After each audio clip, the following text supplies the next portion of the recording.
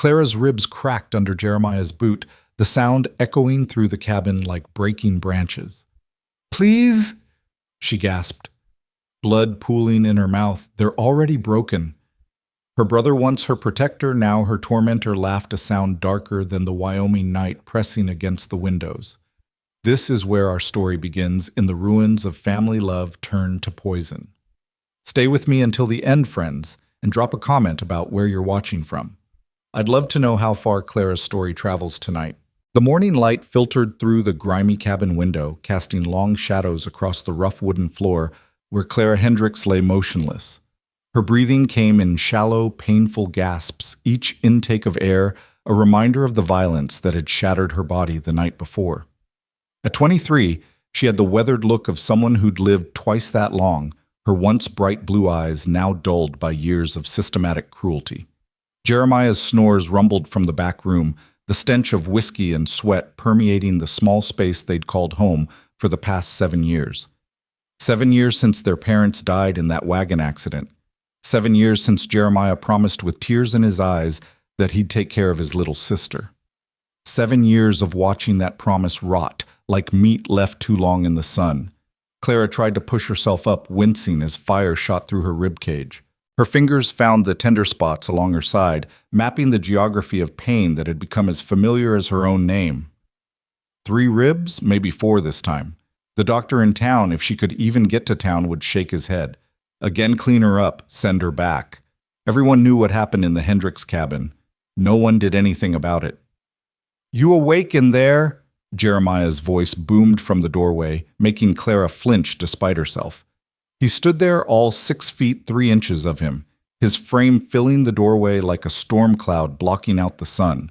His dark hair hung greasy and unkempt around a face that might have been handsome once before the drink, and the rage carved permanent lines of cruelty into his features.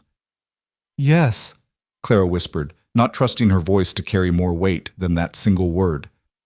"Good. Get breakfast started. The boys are coming over later for cards." He scratched his beard, eyeing her crumpled form with the casual indifference of someone observing furniture. "And clean yourself up. You look like hell." The irony of his words might have made her laugh once. Now she simply nodded, waiting until his heavy footsteps retreated before attempting to stand. The world tilted dangerously as she pulled herself upright, using the wall for support. Each movement was calculated, measured against the threshold of pain she could endure without crying out. Crying out only made things worse. In the small mirror hanging crooked by the wash basin, Clara caught sight of herself. Purple bruises bloomed across her left cheekbone like violent wildflowers. Her lip was split swollen, but it was her eyes that held her attention, somewhere in those depths beneath layers of exhaustion and defeat. Something flickered. Not quite hope, but not quite surrender either. Something in between waiting. The kitchen was sparse, a wood stove, a table scarred by years of abuse, 2 chairs that wobbled on uneven legs. Clara moved through the familiar motions of starting breakfast, her body operating on muscle memory, while her mind drifted elsewhere. She thought of their mother, Sarah Hendricks, who used to hum while she cooked, filling this same kitchen with warmth and laughter. She thought of their father, strong and gentle, who taught Jeremiah to ride and shoot and be a man. What would they think if they could see their children now? "Your mother spoiled you," Jeremiah often said when the whiskey made him philosophical. "Made you soft, useless. Can't even find a husband to take you off my hands." The truth was simpler and crueler. Jeremiah had run off every suitor who'd shown interest. Tom Morrison, the banker's son, had come calling 3 times before Jeremiah broke his nose and threatened worse if he returned. Samuel Chen, whose family ran the general store, lasted 2 visits before Jeremiah's threats sent him packing. After that, word spread. Clara Hendricks was off-limits property of her brother, a bird in a cage with broken wings. The bacon sizzled in the pan, its aroma mixing with the perpetual smell of tobacco and whiskey that clung to everything in the cabin. Clara's hands moved automatically, turned the bacon, cracked the egg, sliced the bread. Behind her, she heard Jeremiah's boots on the floor, felt his presence like a weight pressing down on the room. "You know why I have to discipline you, don't you?" His voice was different now, that dangerous tone that preceded either violence or something worse, his twisted version of affection. It's because I care. Because someone has to keep you in line. The world's harsh, Clara. Harsh and unforgiving. I'm preparing you for it. Clara said nothing. She'd learned that silence was often the safest response, that words could be twisted into weapons and turned against her. She placed the plate in front of him, careful not to meet his eyes, careful to keep her movements submissive and unthreatening. Look at me when I'm talking to you. He snapped his hand, shooting out to grab her wrist. His fingers pressed into the bruises already there, making her gasp. You think you're too good to look at me after everything I've done for you? No, Clara managed, forcing herself to meet his gaze. I'm sorry. His eyes searched hers, looking for defiance, for any excuse to unleash the rage that always simmered just beneath the surface. Finding nothing, he released her wrist with a disgusted sound. Pathetic, he muttered, turning his attention to the food. Can't even cook eggs properly. They're runny. Claire retreated to the corner of the kitchen, making herself small, invisible. This was the dance they performed daily. His provocations, her submissions, the constant negotiation of violence deferred or delivered. She watched him eat, noting the tremor in his hands that meant he needed a drink, the red-rimmed eyes that suggested he'd been up late again, losing money at cards he didn't have. A knock at the door interrupted the tense quiet. Jeremiah's head snapped up through his hand, instinctively moving to the pistol he kept on his belt. Who is it? He barked. It's Matthews, came the reply. Got that thing you asked about?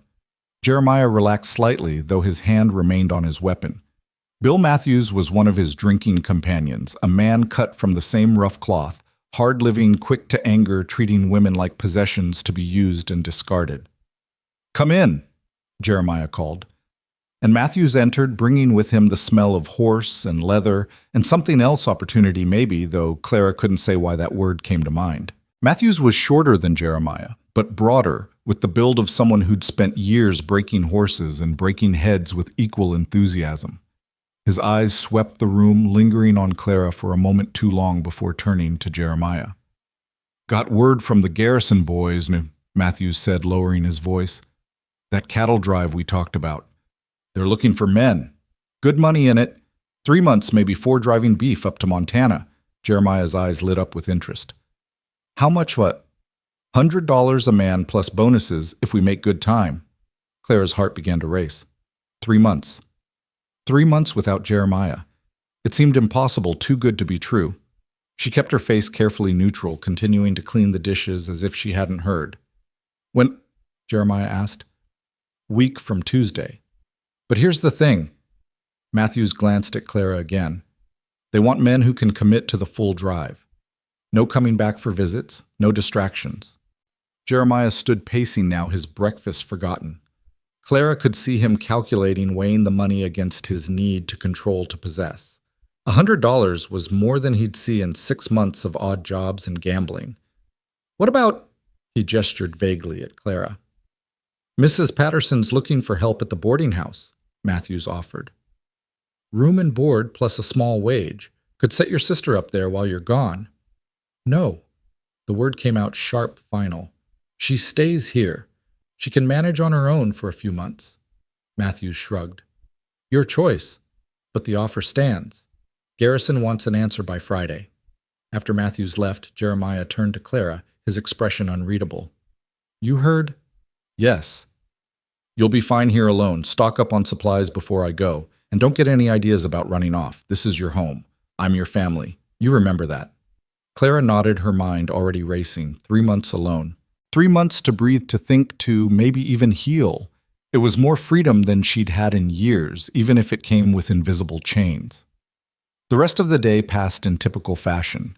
Jeremiah's card-playing friends arrived in the afternoon, rough men who tracked mud through the cabin and leered at Clara when they thought Jeremiah wasn't looking. She served them whiskey and beer, emptied their ashtrays, ignored their crude jokes and cruder suggestions. Your sister's looking prettier every day, Hendricks. One of them, a gap-toothed man named Cole, said with a leer. When you gonna let one of us court her proper? When hell freezes over. Jeremiah replied, his tone light but his eyes hard. Anyone touches her answers to me. Just saying seems a waste, a pretty thing like that going unappreciated. The temperature in the room dropped. Jeremiah's hand moved to his pistol. You appreciating something that belongs to me, Cole? No, no, Cole backpedaled quickly. Just making conversation. Make it about something else. Clara retreated to the kitchen, her hands shaking as she washed glasses. This was always the worst part, not the direct violence from Jeremiah, but the constant threat of it from others, with Jeremiah playing the role of protector and tormentor simultaneously. She was his to hurt, his to save, his to control completely.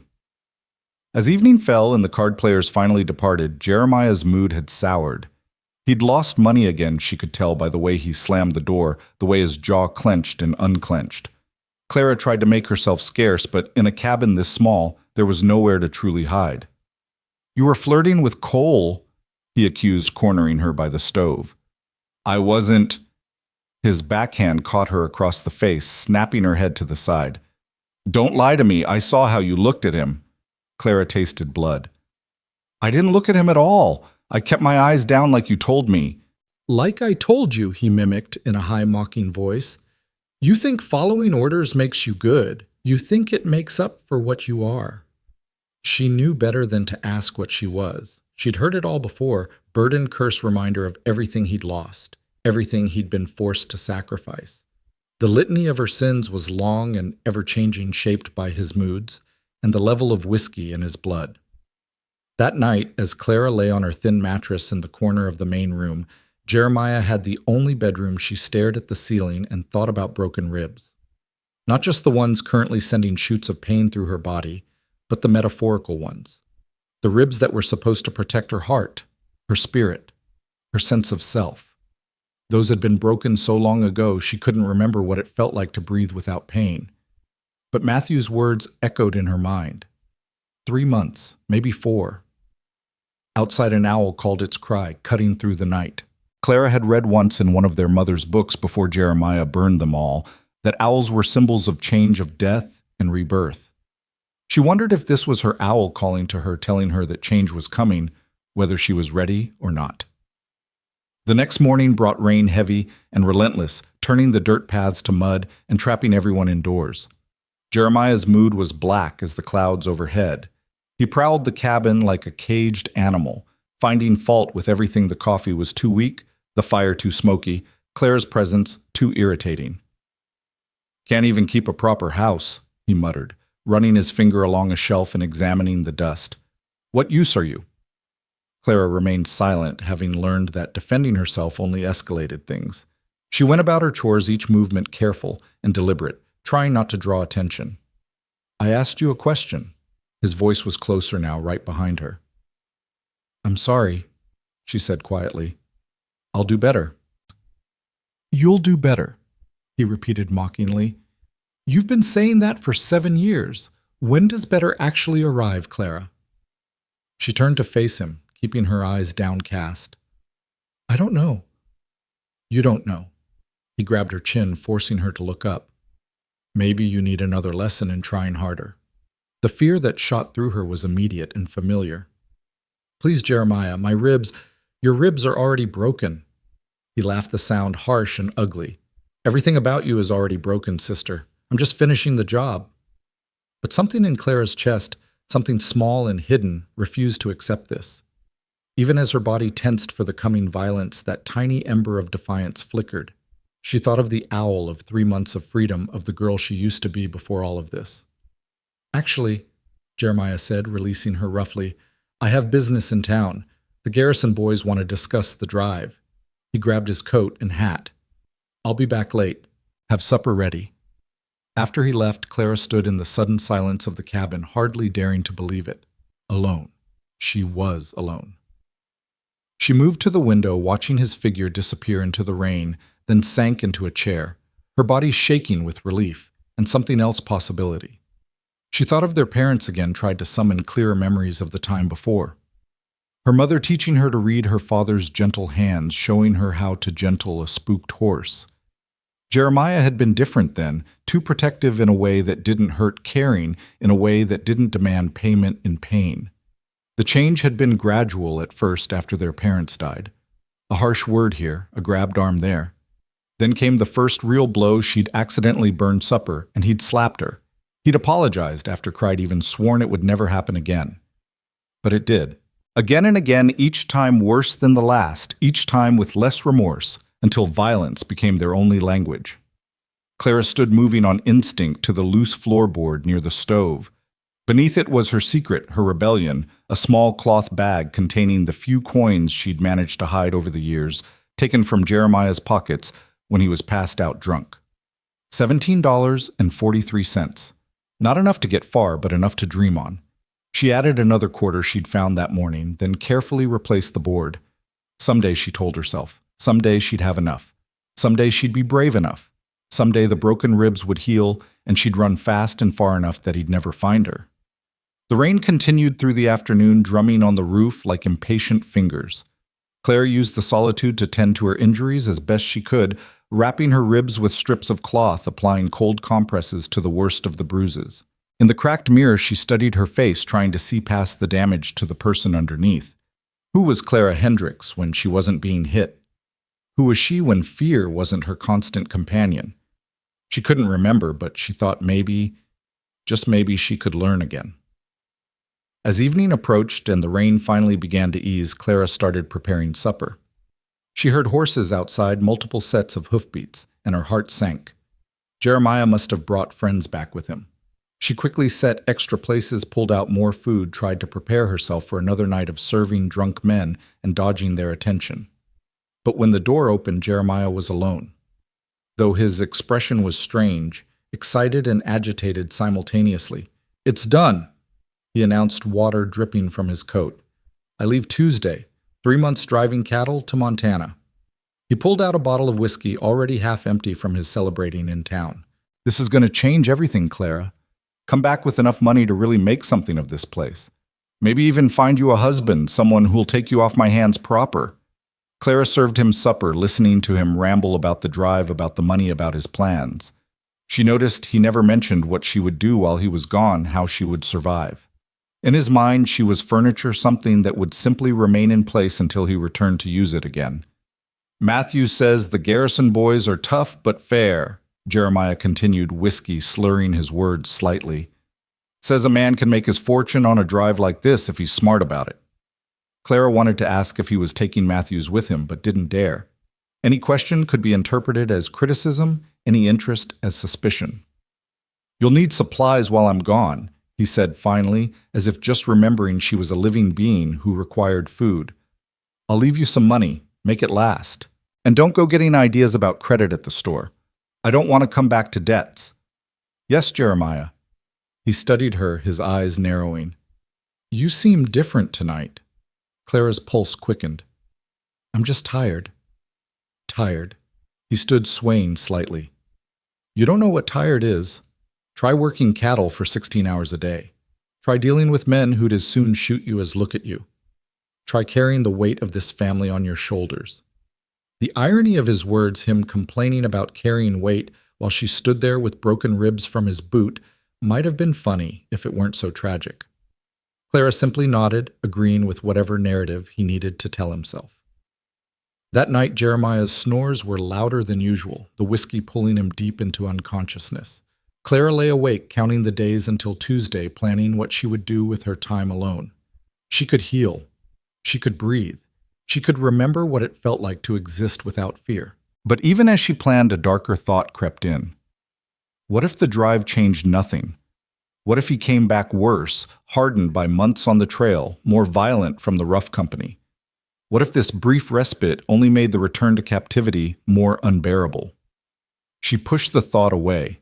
She couldn't think that far ahead. She had to focus on the immediate future, on the gift of 3 months without fists and boots and casual cruelty. Sunday arrived gray and humid, the air thick with the promise of more rain. Jeremiah spent the day preparing for the drive, cleaning his guns, mending his gear, making lists of things he needed from town. He was almost manic in his energy, more animated than Clara had seen him in years. "This is it," he kept saying. "This is our chance to change things." Clara wanted to ask what exactly would change. Would he stop hitting her? Would he let her have friends, maybe even a life of her own? But she knew better. The only thing that would change would be the amount of money he had to gamble away. Monday brought a trip to town for supplies. Jeremiah made Clara come with him partly to carry packages, but mostly she suspected to remind the townspeople that she belonged to him. They visited the general store, the feed store, the blacksmith. At each stop, people greeted them with careful politeness, their eyes sliding away from Clara's bruised face, their expressions carefully neutral. Only Mrs. Chen at the general store showed any sign of concern, her hand briefly touching Clara's as she handed over a package. "If you need anything while your brother's away," she said quietly, "you come see me." Jeremiah's hand clamped down on Clara's shoulder. "She won't need anything. Will you, Clara?" "No," Clara replied, even as her eyes tried to thank Mrs. Chen for the kindness. That evening, their last together for months, Jeremiah was almost gentle. He didn't hit her, didn't yell. He even helped clear the dishes after supper, a gesture so unusual that Clara didn't know how to respond. "I know I'm hard on you sometimes," he said, not quite looking at her. "But it's for your own good. The world's not kind to women alone. You need to be strong." Clara wanted to scream that his version of making her strong was killing her, slowly breaking her down piece by piece until there would be nothing left to be strong with. Instead, she said, "I understand." "Good."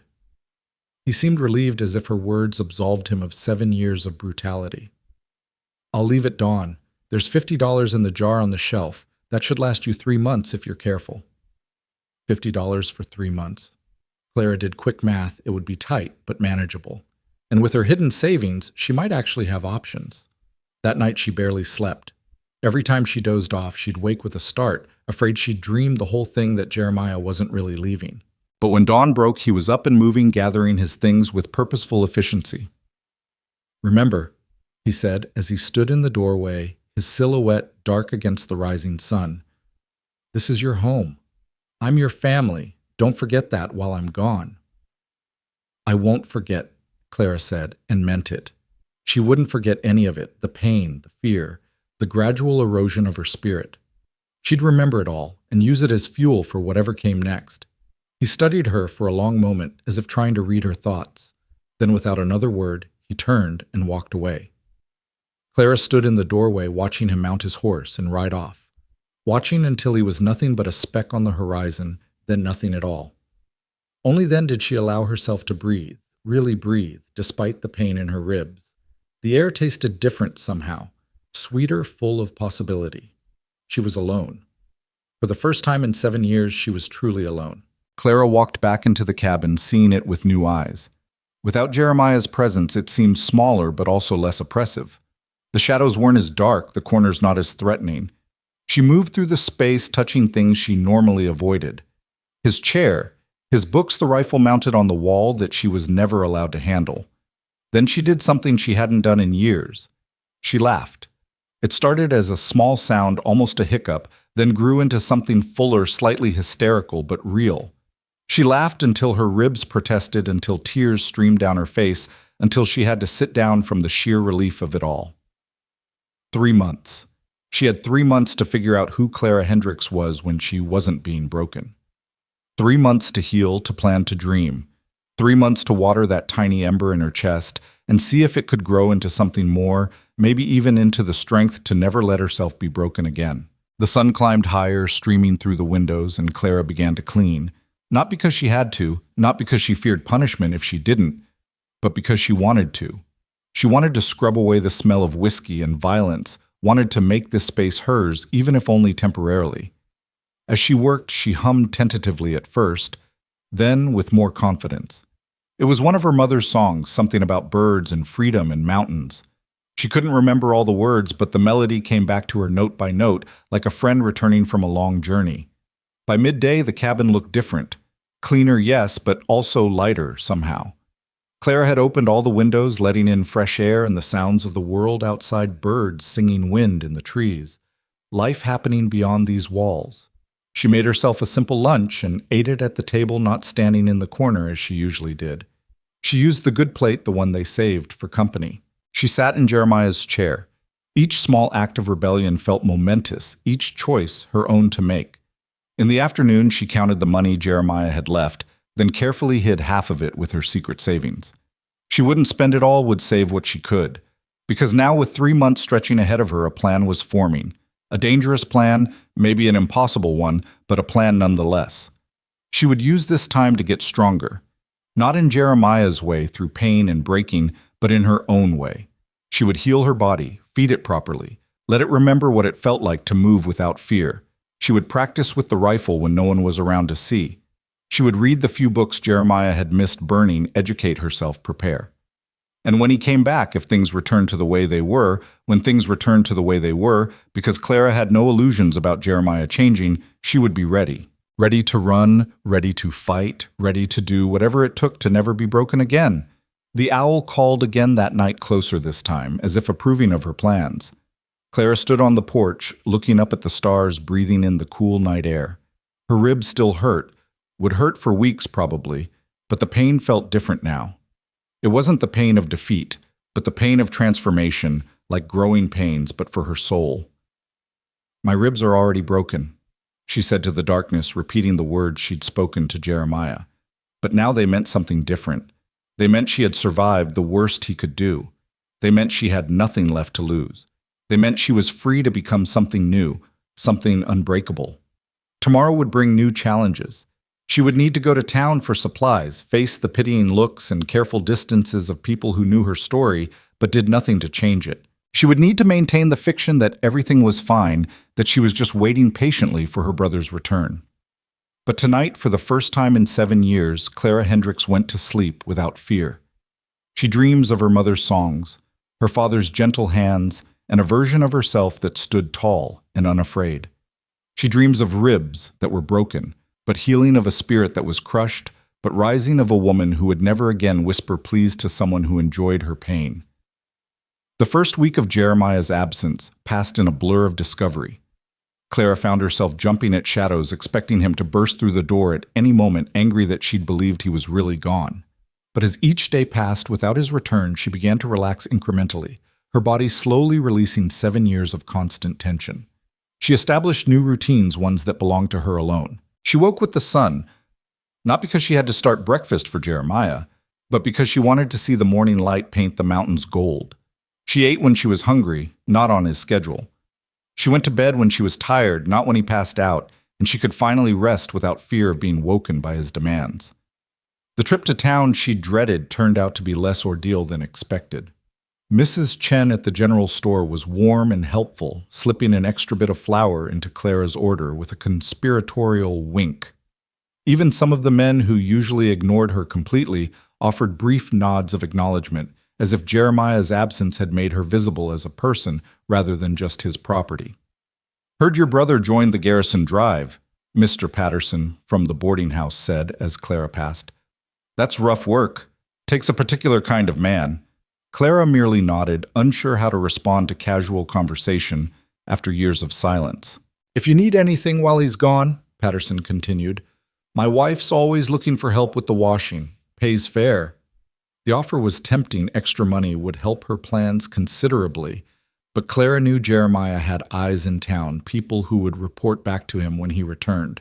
She couldn't risk word getting back that she'd been working. Been independent, been anything other than obediently waiting for his return. "Thank you," she said carefully, "but I'm managing fine." Patterson nodded, understanding more than she'd said. "Offer stands if things change." Back at the cabin, Clara unpacked her supplies and made a decision. She would take each day as it came, but she would also prepare. She took down the rifle from the wall, the weight of it unfamiliar in her hands. Jeremiah had forbidden her from touching it, said women had no business with weapons. She carried it outside along with a box of ammunition she'd found in his room. Her father had taught her to shoot when she was young before everything went wrong. The memory was faint, but there his patient voice, his steady hands guiding hers, the satisfaction of hitting the target. Her first shots were disasters, missing the tree she'd aimed at by several feet. Her arms shook, whether from weakness or nervousness she couldn't tell. But she kept trying, adjusting her stance, her grip remembering her father's instructions piece by piece. By the end of the afternoon, she was hitting the tree more often than not. Her shoulder ached from the rifle's kick, but it was a good ache, an earned ache. She was doing something, becoming something rather than just enduring. That evening, as she cleaned the rifle and returned it to its place, Clara felt a shift inside herself. It was small, subtle, but unmistakable. She wasn't just surviving Jeremiah's absence, she was using it. Every day without him was a day she grew stronger, more capable, more herself. The second week brought unexpected visitors. Clara was tending the small garden behind the cabin, another thing Jeremiah had forbidden her from doing, claiming she'd just kill everything she touched when she heard horses approaching.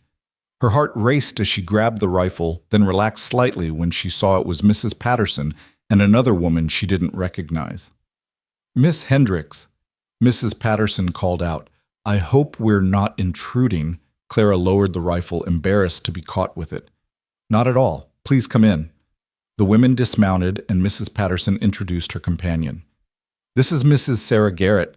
She and her husband have the ranch about 10 miles north. She's new to the area." Sarah Garrett was perhaps 35, with kind eyes and prematurely gray streaks in her dark hair. She had the weathered look of someone who worked hard but hadn't been broken by it, a strength that seemed to come from within rather than from surviving external forces. "Pleased to meet you," Sarah said, her voice warm. "Martha's been telling me about you." Clara tensed, wondering what exactly had been said. Her story was no secret in town, but she hated being the object of pity or gossip. "All good things," Mrs. Patterson said quickly, seeming to sense Clara's discomfort. "I mentioned you were alone while your brother's on the cattle drive.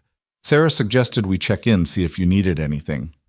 "I'm fine," Clara said automatically, then caught herself. These women had ridden 10 miles to check on her. The least she could do was offer them hospitality. "Would you like some coffee? I just made a fresh pot." They accepted, and soon the three women were sitting around Clara's table, the first time in years she'd had company that was hers, not Jeremiah's. The conversation started stilted, careful, but gradually warmed. Sarah talked about adjusting to ranch life after growing up in Denver. Martha shared gossip from town, who was courting whom, whose crops were failing, the small dramas that made up community life. "I hear you're quite a reader," Sarah said eventually. "I brought some books if you'd like to borrow them. I have more than I know what to do with, and Thomas, my husband, says I need to stop buying them every time we go to Denver." "Books." Clara's eyes lit up before she could stop herself. "I would love that. I mean, if it's no trouble." "No trouble at all." Sarah went to her saddlebags and returned with 3 volumes. "Have you read Jane Eyre?" Clara shook her head, handling the book reverently. It had been so long since she'd held a new book, something Jeremiah hadn't already destroyed in one of his rages. "You'll love it," Sarah said. "It's about a woman who refuses to be broken by circumstances. She insists on her own worth, her own autonomy, even when the world tells her she has neither." The words hung in the air, loaded with meaning. Clara looked up to find both women watching her with expressions that were knowing but not pitying. "Thank you," she said quietly. "We help each other out here," Martha said. "That's how we survive." After they left with promises to return in a week, Clara sat with the book spread before her like treasure. She opened Jane Eyre first, reading the opening lines about a cold winter day and a girl who refused to be crushed by her circumstances. She read until the light failed, then lit a lamp, and read more, losing herself in a world where women could be strong, could choose their own paths, could say no, and have it mean something. That night she dreamed not of broken ribs, but of walking across moors, of standing up to those who would diminish her, of choosing love on her own terms rather than having it beaten into submission. The third week brought challenges. A summer storm blew through violent and sudden, tearing part of the roof off the chicken coop. Clara stood in the rain, wrestling with boards and nails, trying to patch it before the chickens scattered. Her hands bled from splinters, her dress was soaked through, but she managed it. She fixed it herself without help, without a man to do it for her. She was standing back, admiring her work despite its rough appearance, when she heard a horse approaching. Her stomach dropped, thinking Jeremiah had returned early, but it was Thomas Garrett, Sarah's husband. "Mrs. Patterson said you might need help with repairs after the storm," he said, tipping his hat. He was older than Sarah, perhaps 45, with silver threading through his dark beard and eyes that seemed both sharp and kind. "I managed," Clara said, gesturing to the patched roof. Thomas dismounted and examined her work. "That'll hold?" he said approvingly. "You did good work." The praise, simple and genuine, made Clara's throat tight with unexpected emotion. When was the last time someone had praised her for anything? Let me at least help you check the rest of the property, Thomas offered. Storm like that can cause damage you might not see right away. They walked the property together, Thomas pointing out loose boards damaged fencing a tree that might fall if another storm came through. He didn't try to take over, didn't assume she couldn't understand or handle things.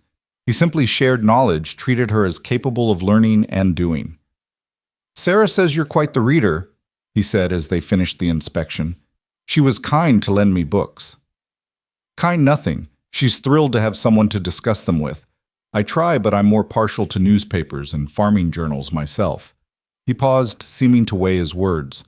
Your brother doesn't know we've been visiting. It wasn't a question, but Clara answered anyway. No. Good. Some things are better kept between neighbors. He mounted his horse. If you need anything, repairs, supplies, help of any kind, you send word. Sarah and we believe in looking after our own. Our own. The words followed Clara into the cabin. Was she theirs? Did she belong to this community in a way that went beyond being Jeremiah's sister, Jeremiah's property? The days stretched into weeks, and with each passing sunrise, Clara felt the walls of her invisible prison expanding. The fourth week of Jeremiah's absence brought an unexpected test of her newfound independence. She woke to find one of the horses had broken through the fence during the night, disappearing into the wilderness beyond their property. The old Clara would have panicked, would have waited helplessly for a man to solve the problem. But this Clara, the one who had been secretly practicing with the rifle and fixing storm damage, saddled the remaining horse and rode out at dawn to track the escapee.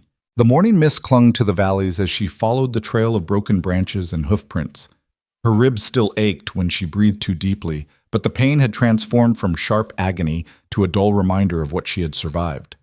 She found the horse grazing peacefully in a meadow 3 miles from home, and when she successfully led it back, the sense of accomplishment was intoxicating. She could do this. She could survive without Jeremiah, could thrive without his violent protection. Sarah Garrett visited again that afternoon, bringing more books and something else, a proposition that made Clara's heart race with equal parts excitement and terror. There's a church social next Sunday, Sarah said, watching Clara's face carefully. Nothing fancy, just neighbors gathering for food and conversation. Thomas and I would be honored if you'd join us. I couldn't, Clara said automatically, even as something inside her yearned to accept. If Jeremiah found out, how would he find out? Sarah asked gently. He's hundreds of miles away. And even if someone did write to him, what could they say? That you attended church, that you shared a meal with neighbors. There's nothing improper about it.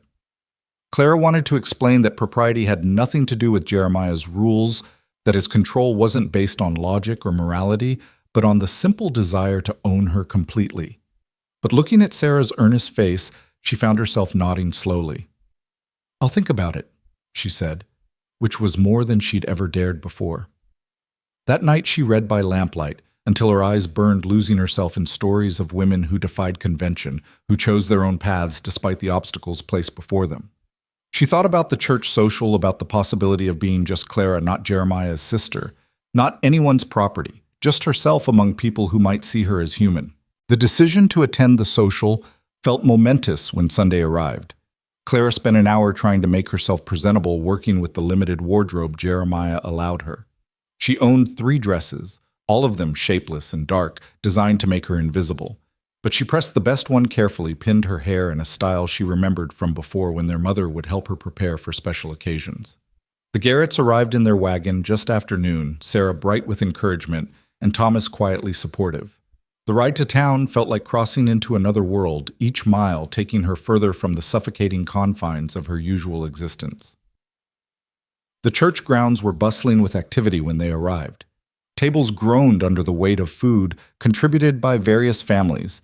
Children ran between the adults playing games, and conversation flowed as freely as the lemonade being poured from large glass pitchers. Clara's initial instinct was to shrink back to make herself small and unnoticeable, but Sarah's hand on her arm steadied her. Just breathe, Sarah whispered.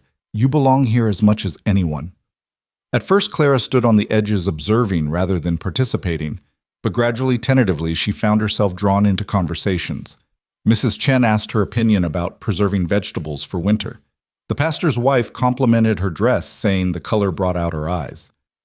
Young Tommy Morrison, whose father Tom had once tried to court her before Jeremiah's threats drove him away, shyly offered her a piece of cake his mother had made. "Miss Clara," he said, his 6-year-old formality charming. "Ma says you used to sing real pretty in church. Will you sing again sometime?" Clara's throat tightened. She had sung once upon a time before Jeremiah decided her voice was another thing that drew too much attention, another thing that needed to be silenced. "Maybe someday," she told Tommy, ruffling his hair gently. The afternoon passed in a blur of normal human interaction, the kind Clara had been starved of for years. She helped serve food, listened to stories about crops and weather and new babies, even laughed at Mr. Patterson's terrible jokes. For a few precious hours, she wasn't broken. Clara victim, Clara Jeremiah's possession. Clara. She was just Clara neighbor and friend person in her own right. It was late afternoon when she noticed him, a man she didn't recognize, tall and lean, with weathered features and intelligent eyes. He stood apart from the main gathering, talking quietly with Thomas Garrett, but his gaze kept drifting to Clara. Not in the leering way she was accustomed to from Jeremiah's friends, but with something that looked like curiosity, maybe even concern. "Who is that?" Clara asked Sarah quietly. Sarah followed her gaze and smiled. "That's Thomas's cousin, Matthew Sinclair. He's a doctor, travels through every few months to check on the folks who can't make it to town for medical care. He's a good man, lost his wife to fever 5 years back. Never remarried. A doctor." Claire instinctively touched her side where her ribs still ached. How many times had she needed medical care but been denied it? How many injuries had healed wrong because Jeremiah wouldn't let her seek help? As if sensing her scrutiny, Matthew Sinclair looked directly at her. Their eyes met across the churchyard, and Clara felt something shift in her chest, something that had nothing to do with broken ribs. He nodded politely, a small smile playing at the corners of his mouth before returning to his conversation with Thomas. The spell was broken by commotion near the tables. 2 men had started arguing over something Clara couldn't hear what, and the argument was escalating. One shoved the other, and suddenly fists were flying. The crowd scattered, women pulling children back, men moving to intervene. The violence, even though it wasn't directed at her, triggered something primal in Clara. Her body reacted before her mind could catch up, muscles tensing, breathing shallow, the familiar preparation for pain. She backed away, bumping into someone, and found herself looking up at Matthew Sinclair. "It's all right," he said quietly, his voice calm and steady. "Just neighbors being foolish. Sheriff Mills will sort them out." Sure enough, the sheriff was already pulling the men apart, his authoritative presence quickly diffusing the situation. But Clara couldn't stop shaking, couldn't quiet the panic that violence always triggered in her now. "Would you like to sit down?" Matthew asked, gently guiding her to a bench away from the crowd. Sometimes these gatherings can be overwhelming. Clara wanted to protest that she was fine, that she didn't need help, but her legs felt unsteady, and the kindness in his voice undid her usual defenses. "I'm not usually so—" She paused, unsure how to finish. "Human," Matthew supplied with a gentle smile. "We all have our moments, Miss Hendricks. Nothing to be ashamed of." They sat in companionable silence for a moment, Clara gradually regaining her composure. She was acutely aware of his presence beside her, the way he managed to be supportive without crowding her, offering comfort without demanding gratitude. "Thomas tells me you've been managing the homestead alone while your brother's away," Matthew said eventually. "Yes, that's impressive. Not many could handle that isolation and responsibility." Clara looked at him sharply, searching for condescension or pity, but found only genuine admiration. "It's been educational," she said carefully. Matthew chuckled. "I imagine so. Sometimes we don't know our own strength until we're forced to use it." Before Clara could respond, Sarah appeared slightly breathless. "Clara, we should probably head back soon. Thomas wants to check on the animals before dark." The ride home was quiet. Clara lost in thought about the afternoon, about the taste of normalcy she'd experienced, about intelligent eyes and a gentle voice that had calmed her panic without dismissing it. As they approached the cabin, dread settled in her stomach. The empty cabin that had felt like freedom this morning now seemed to echo with loneliness. "Thank you," she told the Garretts as they prepared to leave. For everything. This doesn't have to be a one-time thing, Sarah said. There's another gathering in 2 weeks. The harvest dance is coming up. You're part of this community, Clara, whether your brother likes it or not. After they left, Clara stood in her empty cabin, still wearing her good dress, feeling like she was straddling two worlds. In one world, she was Jeremiah's broken sister, existing only in relation to his violence and control. In the other, she was Clara, who fixed roofs and tracked horses and laughed at bad jokes and made a doctor smile. She wanted to live in that second world, but fear whispered that it was temporary, an illusion that would shatter the moment Jeremiah returned. 3 months, she reminded herself. She still had more than 2 months to figure out how to make that second world real permanent hers. The next morning brought reality crashing back. Clara found a letter slipped under her door, no postmark, no indication of how it had arrived. Her hands shook as she opened it, recognizing Jeremiah's harsh handwriting immediately. Sister, it read, Bikipo, I trust you're behaving yourself in my absence.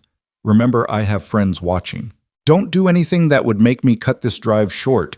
You wouldn't want me coming home early, would you? Take care of what's mine. J. The implicit threat made her stomach turn. He had people watching her reporting back. Someone at the social yesterday could have been his spy. She thought of everyone she'd talked to, wondering who might betray her, who was secretly in Jeremiah's pocket. The letter changed everything and nothing. She couldn't stop living just because Jeremiah might find out, but she had to be more careful. She burned the letter, watching his words turn to ash, wishing she could burn his hold over her just as easily. For the next few days, Clara kept to herself, venturing to town only for necessary supplies, avoiding eye contact and conversation. But isolation, which had once been her prison, now felt wrong. She'd tasted connection, community, and going back to emptiness was harder than she'd expected. It was Thursday when Matthew Sinclair appeared at her door, medical bag in hand. Clara's first instinct was to not answer, to hide until he left. But something about the patient way he knocked, then waited, then knocked again, made her open the door. Dr. Sinclair, yet, she said formally, keeping the door partially closed. Miss Hendricks, I apologize for the intrusion, but Thomas mentioned you'd been injured some weeks back. Broken ribs, he thought. I wanted to ensure they were healing properly. I'm fine, Clara said automatically. I'm sure you are, Matthew replied easily. But broken ribs can cause complications if not properly tended. Punctured lungs, infection, chronic pain. I'd hate for you to suffer unnecessarily when a simple examination could prevent future problems. Clara wanted to refuse, but the mention of chronic pain resonated. She'd been living with pain so long she'd forgotten what it felt like to be without it. What if she didn't have to? I can't pay you, she said, her last defense. I didn't ask for payment. Consider it neighborly concern. She stepped back, allowing him entry. The cabin seemed smaller with him in it, his presence filling the space in a way that wasn't threatening but was definitely unsettling. He set his bag on the table and turned to her with professional detachment. May I? He asked, gesturing to her ribs. Clara nodded, trying not to flinch as his hands gently probed her side through the fabric of her dress. His touch was clinical, careful, nothing like the hands she was used to. 3, possibly 4 ribs, he murmured, confirming what she already knew. How long ago? 6 weeks. She lied. It had been 4, but she didn't want him calculating that Jeremiah had been home when it happened. They're healing, but not well. You've been compensating, favoring your right side, which is causing strain on your back. He stepped back, reaching into his bag. I have something that might help with the pain, allow you to move more normally while you finish healing. He produced a bottle of laudanum, and Claire immediately shook her head. No, I don't want anything that would impair me. Matthew studied her for a moment, then nodded, putting the bottle away. Understood. Let me show you some exercises instead, movements that will help with the healing and reduce the pain. He demonstrated stretches and breathing exercises, keeping his instructions clear and his manner professional. But Clara noticed things the way he turned his back when she needed to adjust her dress, to try a movement the way he asked permission before any physical contact, the way he seemed to understand without being told that she needed to maintain control. You should also eat more, he said as he packed his bag. Healing requires fuel. I noticed your garden's doing well, that's good. Fresh vegetables will help. You noticed my garden."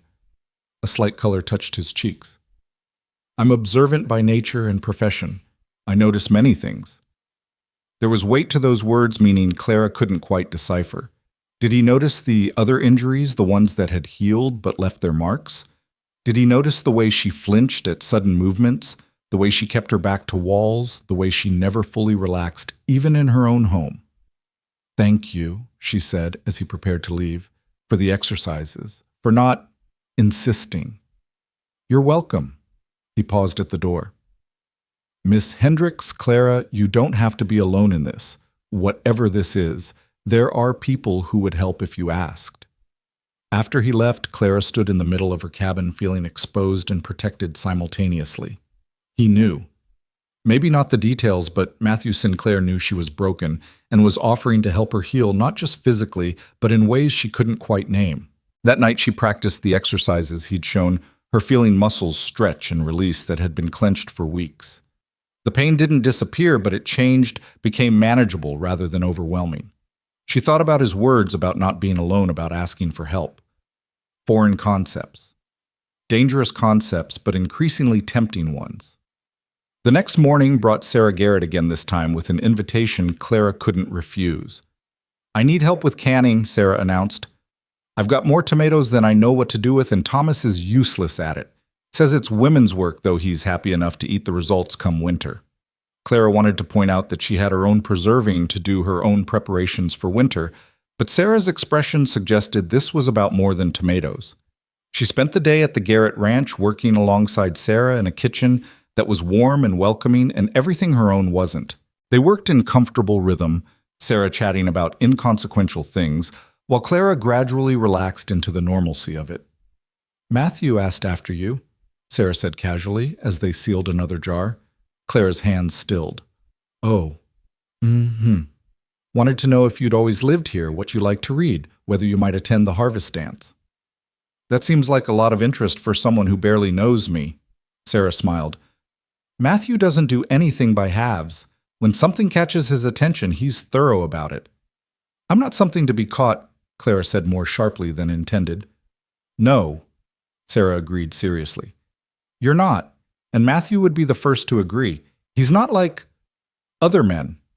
Clara wanted to ask what she meant, wanted to know more about this man who knocked patiently and asked permission and noticed gardens, but she was afraid of the answer, afraid of the hope that was building despite her best efforts to suppress it. As she rode home that evening, jars of preserved tomatoes in her saddlebags, Sarah had insisted she take some despite her protests. Clara felt the shape of her life shifting. These people were drawing her in, making her part of something larger than Jeremiah's violence and her own survival. It was dangerous and wonderful and terrifying. 2 weeks passed in this new rhythm. Clara attended another church social, helped Mrs. Chen with her garden, even sang quietly with the church choir during practice, though she didn't dare perform during actual services. Matthew appeared twice more, once to check on her ribs, once, supposedly by accident when she was in town for supplies. "Fancy meeting you here," he'd said with a smile that suggested the meeting was anything but accidental. They'd talked for nearly an hour outside the general store about books and medicine and the coming winter. He made her laugh with stories of his more eccentric patients, and she found herself sharing carefully edited stories of her own glimpses of who she was beyond the violence that had shaped her recent years. "You're different than I expected," he told her as they prepared to part ways. "What did you expect?" "Someone broken," he said simply.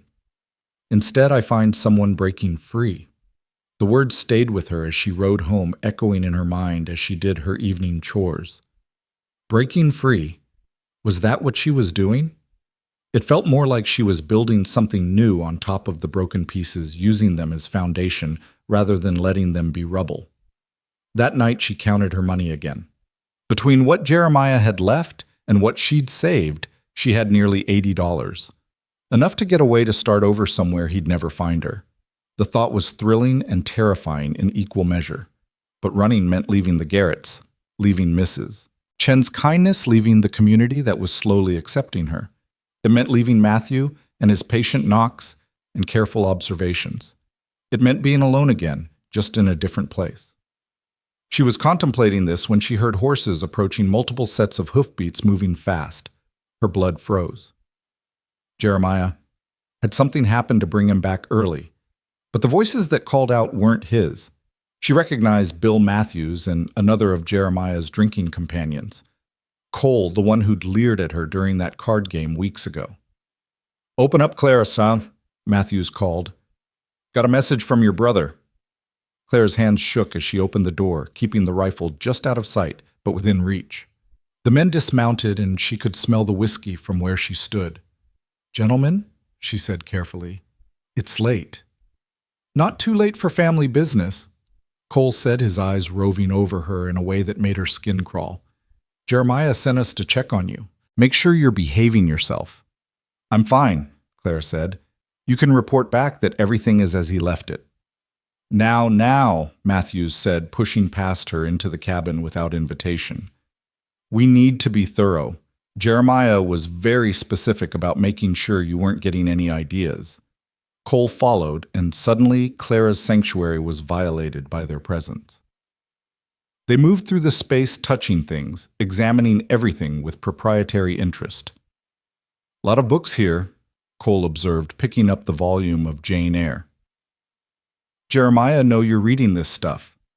"He's never objected to my reading," Clara said, which was technically true.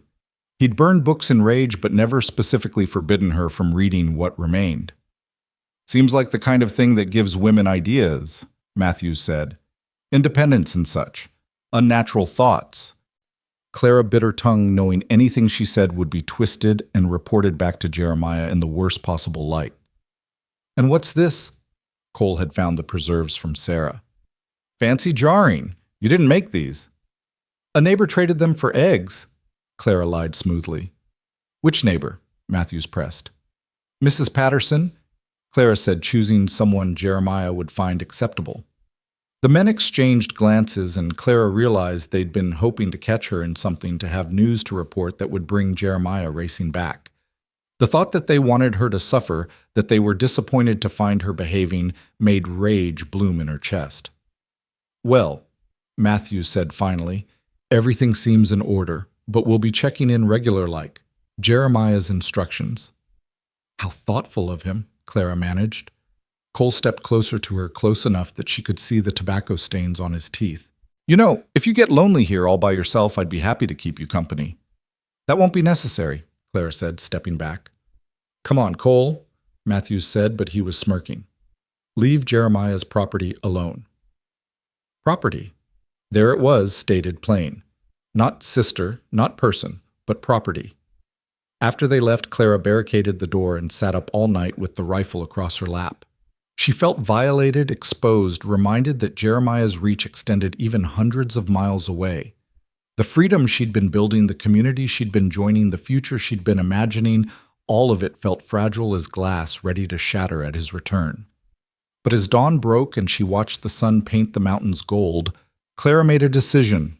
She wouldn't cower. She wouldn't hide. She had 2 months left, and she would use every minute of them. If Jeremiah's spies wanted to watch, let them watch her become something he'd never expected, something he couldn't control. She went to town that day, head high, and when Matthew Sinclair happened to encounter her at the general store again, she didn't pretend the meeting was accidental. "Would you like to have coffee?" she asked, surprising herself with her boldness. His face lit up. "I would like that very much." They sat in the small cafe attached to the boarding house, in full view of anyone who cared to look, and talked for 2 hours. About medicine and books about loss, he of his wife, she carefully of her parents, about dreams deferred and hopes sustained.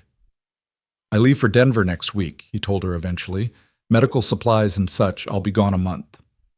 Clara tried not to let her disappointment show.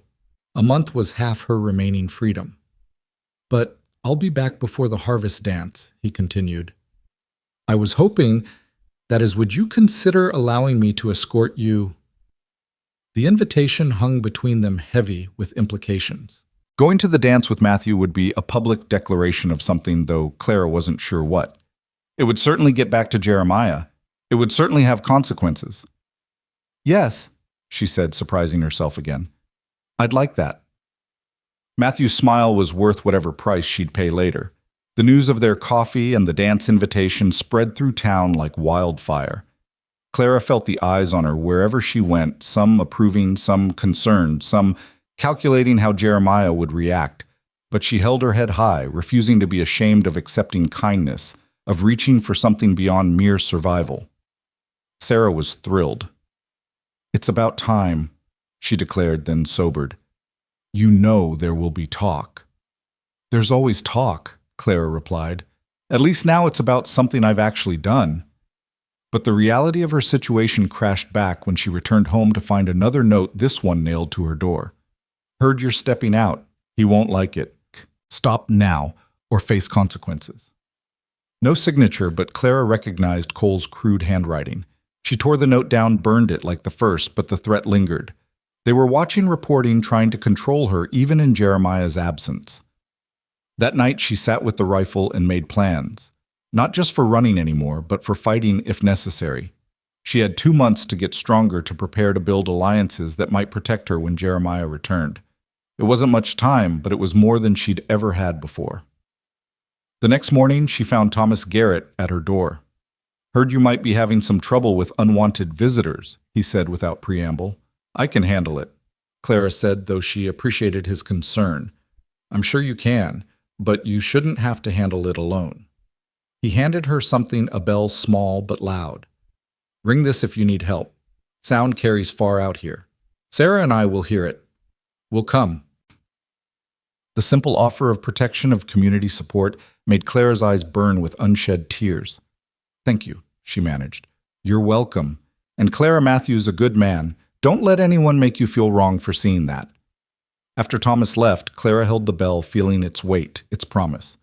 She wasn't alone anymore. She had people who would come if she called, who saw her as worth protecting, worth caring about. It was a foreign feeling, but one she was slowly learning to accept. The days passed with a new tension. Clara continued her routines, tending the garden, caring for the animals, practicing with the rifle, but now she was always aware of potentially watching eyes.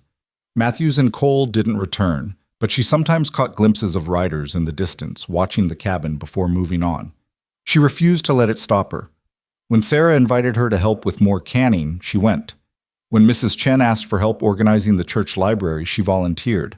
When the pastor's wife mentioned they needed someone to teach the younger children their letters, Clara offered her services. Each action was a small rebellion, a declaration that she was more than Jeremiah's property, more than his victim. She was a member of this community, and no amount of surveillance could change that. 3 weeks before Jeremiah's expected return, Matthew came back from Denver early. Clara was teaching the children when he appeared in the church doorway, travel-worn but smiling. "You're back," she said, unable to hide her pleasure. "I found what I needed sooner than expected," he replied, though his eyes suggested she might have been what he needed to find. He waited while she finished the lesson, then walked her home leading his horse rather than riding, prolonging their time together. "I brought you something in," he said, producing a package from his saddlebags. "I hope it's not too presumptuous." Inside was a book, not just any book, but a medical text about anatomy and healing. "You seemed interested when we discussed my work," he explained. "I thought you might enjoy learning more." Clara held the book like it was precious, which it was. Not just for its contents, but for what it represented, someone seeing her as capable of learning, of growing, of being more than she was allowed to be. "It's perfect," she said softly. They stood at her door, neither wanting to part, but both aware of the proprieties they needed to observe. Finally, Matthew took her hand just for a moment, his touch gentle but grounding. 3 weeks until the dance," he said. "I find myself counting the days." "As do I," Clara admitted. After he left, she stood in her doorway watching until he disappeared from view, the medical text clutched to her chest. 3 weeks. 3 weeks until the dance. 3 weeks until Jeremiah's return. The countdown had begun, and Clara wasn't sure if she was racing toward freedom or disaster. That night she read the medical text by lamplight, absorbing information about the human body, about healing and harm, about all the ways people could be broken, and all the ways they could be mended. Knowledge felt like armor, like weapons, like hope. When she finally slept, she dreamed of dancing, of Matthew's careful hands, of a future where broken ribs could heal completely and broken spirits could soar. But underneath the dreams was the steady drumbeat of approaching hoofbeats of Jeremiah's return, of the reckoning that was coming, whether she was ready or not. The morning after Matthew's visit, Clara woke to the sound of thunder rolling across the mountains, though no rain fell. She stood at her window watching dark clouds gather on the horizon and couldn't shake the feeling that the storm was more than meteorological. Time was running short each day, bringing Jeremiah's return closer, and with it, the end of everything she'd begun to build. She dressed carefully, wrapping her ribs with the binding Matthew had shown her how to use, noting with satisfaction that the pain had diminished to a manageable ache. The medical text lay open on her table where she'd left it the night before, its pages revealing secrets about the human body that fascinated and empowered her. Understanding how things broke also meant understanding how they healed, how they could be protected. A knock at the door interrupted her morning routine, but it wasn't the patient, careful knock she'd come to associate with Matthew. This was sharp, demanding. Clara grabbed the rifle before opening the door to find Cole standing there, his presence immediately filling her with revulsion. "Morning, Clara," he said, tipping his hat mockingly. "Thought I'd check on you, make sure you're not lonely." "I'm fine," she said, keeping the rifle visible, but not quite pointed at him. "What do you want?" "Now, is that any way to greet a friend of your brother's?" He leaned against the doorframe, his body language suggesting he had no intention of leaving quickly. "Heard you've been spending time with that doctor fellow. Jeremiah know about that." "There's nothing to know. Dr. Sinclair treated my injuries, that's all." Cole's laugh was ugly. "That's not what I heard. Coffee at the boarding house, pretty cozy for medical treatment." Clara's grip on the rifle tightened. "What I do is none of your concern. Everything you do is Jeremiah's concern, which makes it mine." His eyes traveled over her in a way that made her skin crawl. "He asked me to look after you, make sure you don't get into trouble." "I don't need looking after." "No." Cole stepped closer and Clara raised the rifle slightly enough to make her point. He stopped but didn't retreat. "Careful with that thing. Wouldn't want an accident. Jeremiah would be real upset if something happened to you before he got back." The threat was clear. Jeremiah wanted her intact for his own violence, not damaged by anyone else's. Clara met Cole's eyes steadily, letting him see that she wasn't the same cowering girl he'd leered at during those card games. "I know how to handle a rifle," she said quietly. "My father taught me. I'm a very good shot." Something in her tone must have convinced him because Cole stepped back, his smirk faltering slightly. "Just remember," he said as he turned to leave, "Jeremiah will hear about everything. Every visit, every conversation, every look that lasts too long. He'll know." After he left, Clara's hand shook as she barricaded the door. The threat of surveillance was almost worse than actual violence because it was constant, insidious, eroding her sense of safety, even in Jeremiah's absence. But she refused to let it paralyze her. If they wanted to watch, let them see her becoming stronger. She spent the morning reading the medical text, learning about pressure points and vulnerable areas, knowledge that felt like self-defense, even though Matthew had surely meant it for healing. In the afternoon, she practiced with the rifle until her shoulder ached and her aim was true, hitting the same spot on the tree repeatedly until the bark splintered away. Sarah arrived just as Clara was cleaning the rifle, her friend's presence immediately lightening the oppressive atmosphere Cole had left behind. "That man was here," Sarah said without preamble. "Cole. Thomas saw him leaving." "He wanted to remind me that I'm being watched," Clara replied, surprised by how steady her voice sounded. Sarah's expression hardened. "Thomas wants to talk to the sheriff about harassment." "No," Clara said quickly. "That would only make things worse. Jeremiah would see it as me causing trouble, turning the law against his friends. So we do nothing. We be careful. We be smart." Clara set the rifle aside and met her friend's concerned gaze. "I knew this would happen when I started living instead of just surviving. I accepted the risk." Sarah studied her for a long moment, then pulled her into an unexpected hug. Clara stiffened, initially unused to physical affection that didn't hurt, then slowly relaxed into the embrace. "You're braver than you know," Sarah whispered. That evening, Clara stood in front of her small mirror, practicing something she hadn't done in years, smiling. Not the careful, appeasing smile she gave Jeremiah to avoid violence, not the tight expression she wore in town to avoid questions, but a real smile, the kind that reached her eyes. It felt foreign on her face, but also right, like remembering a language she'd once been fluent in. The harvest dance was 2.5 weeks away.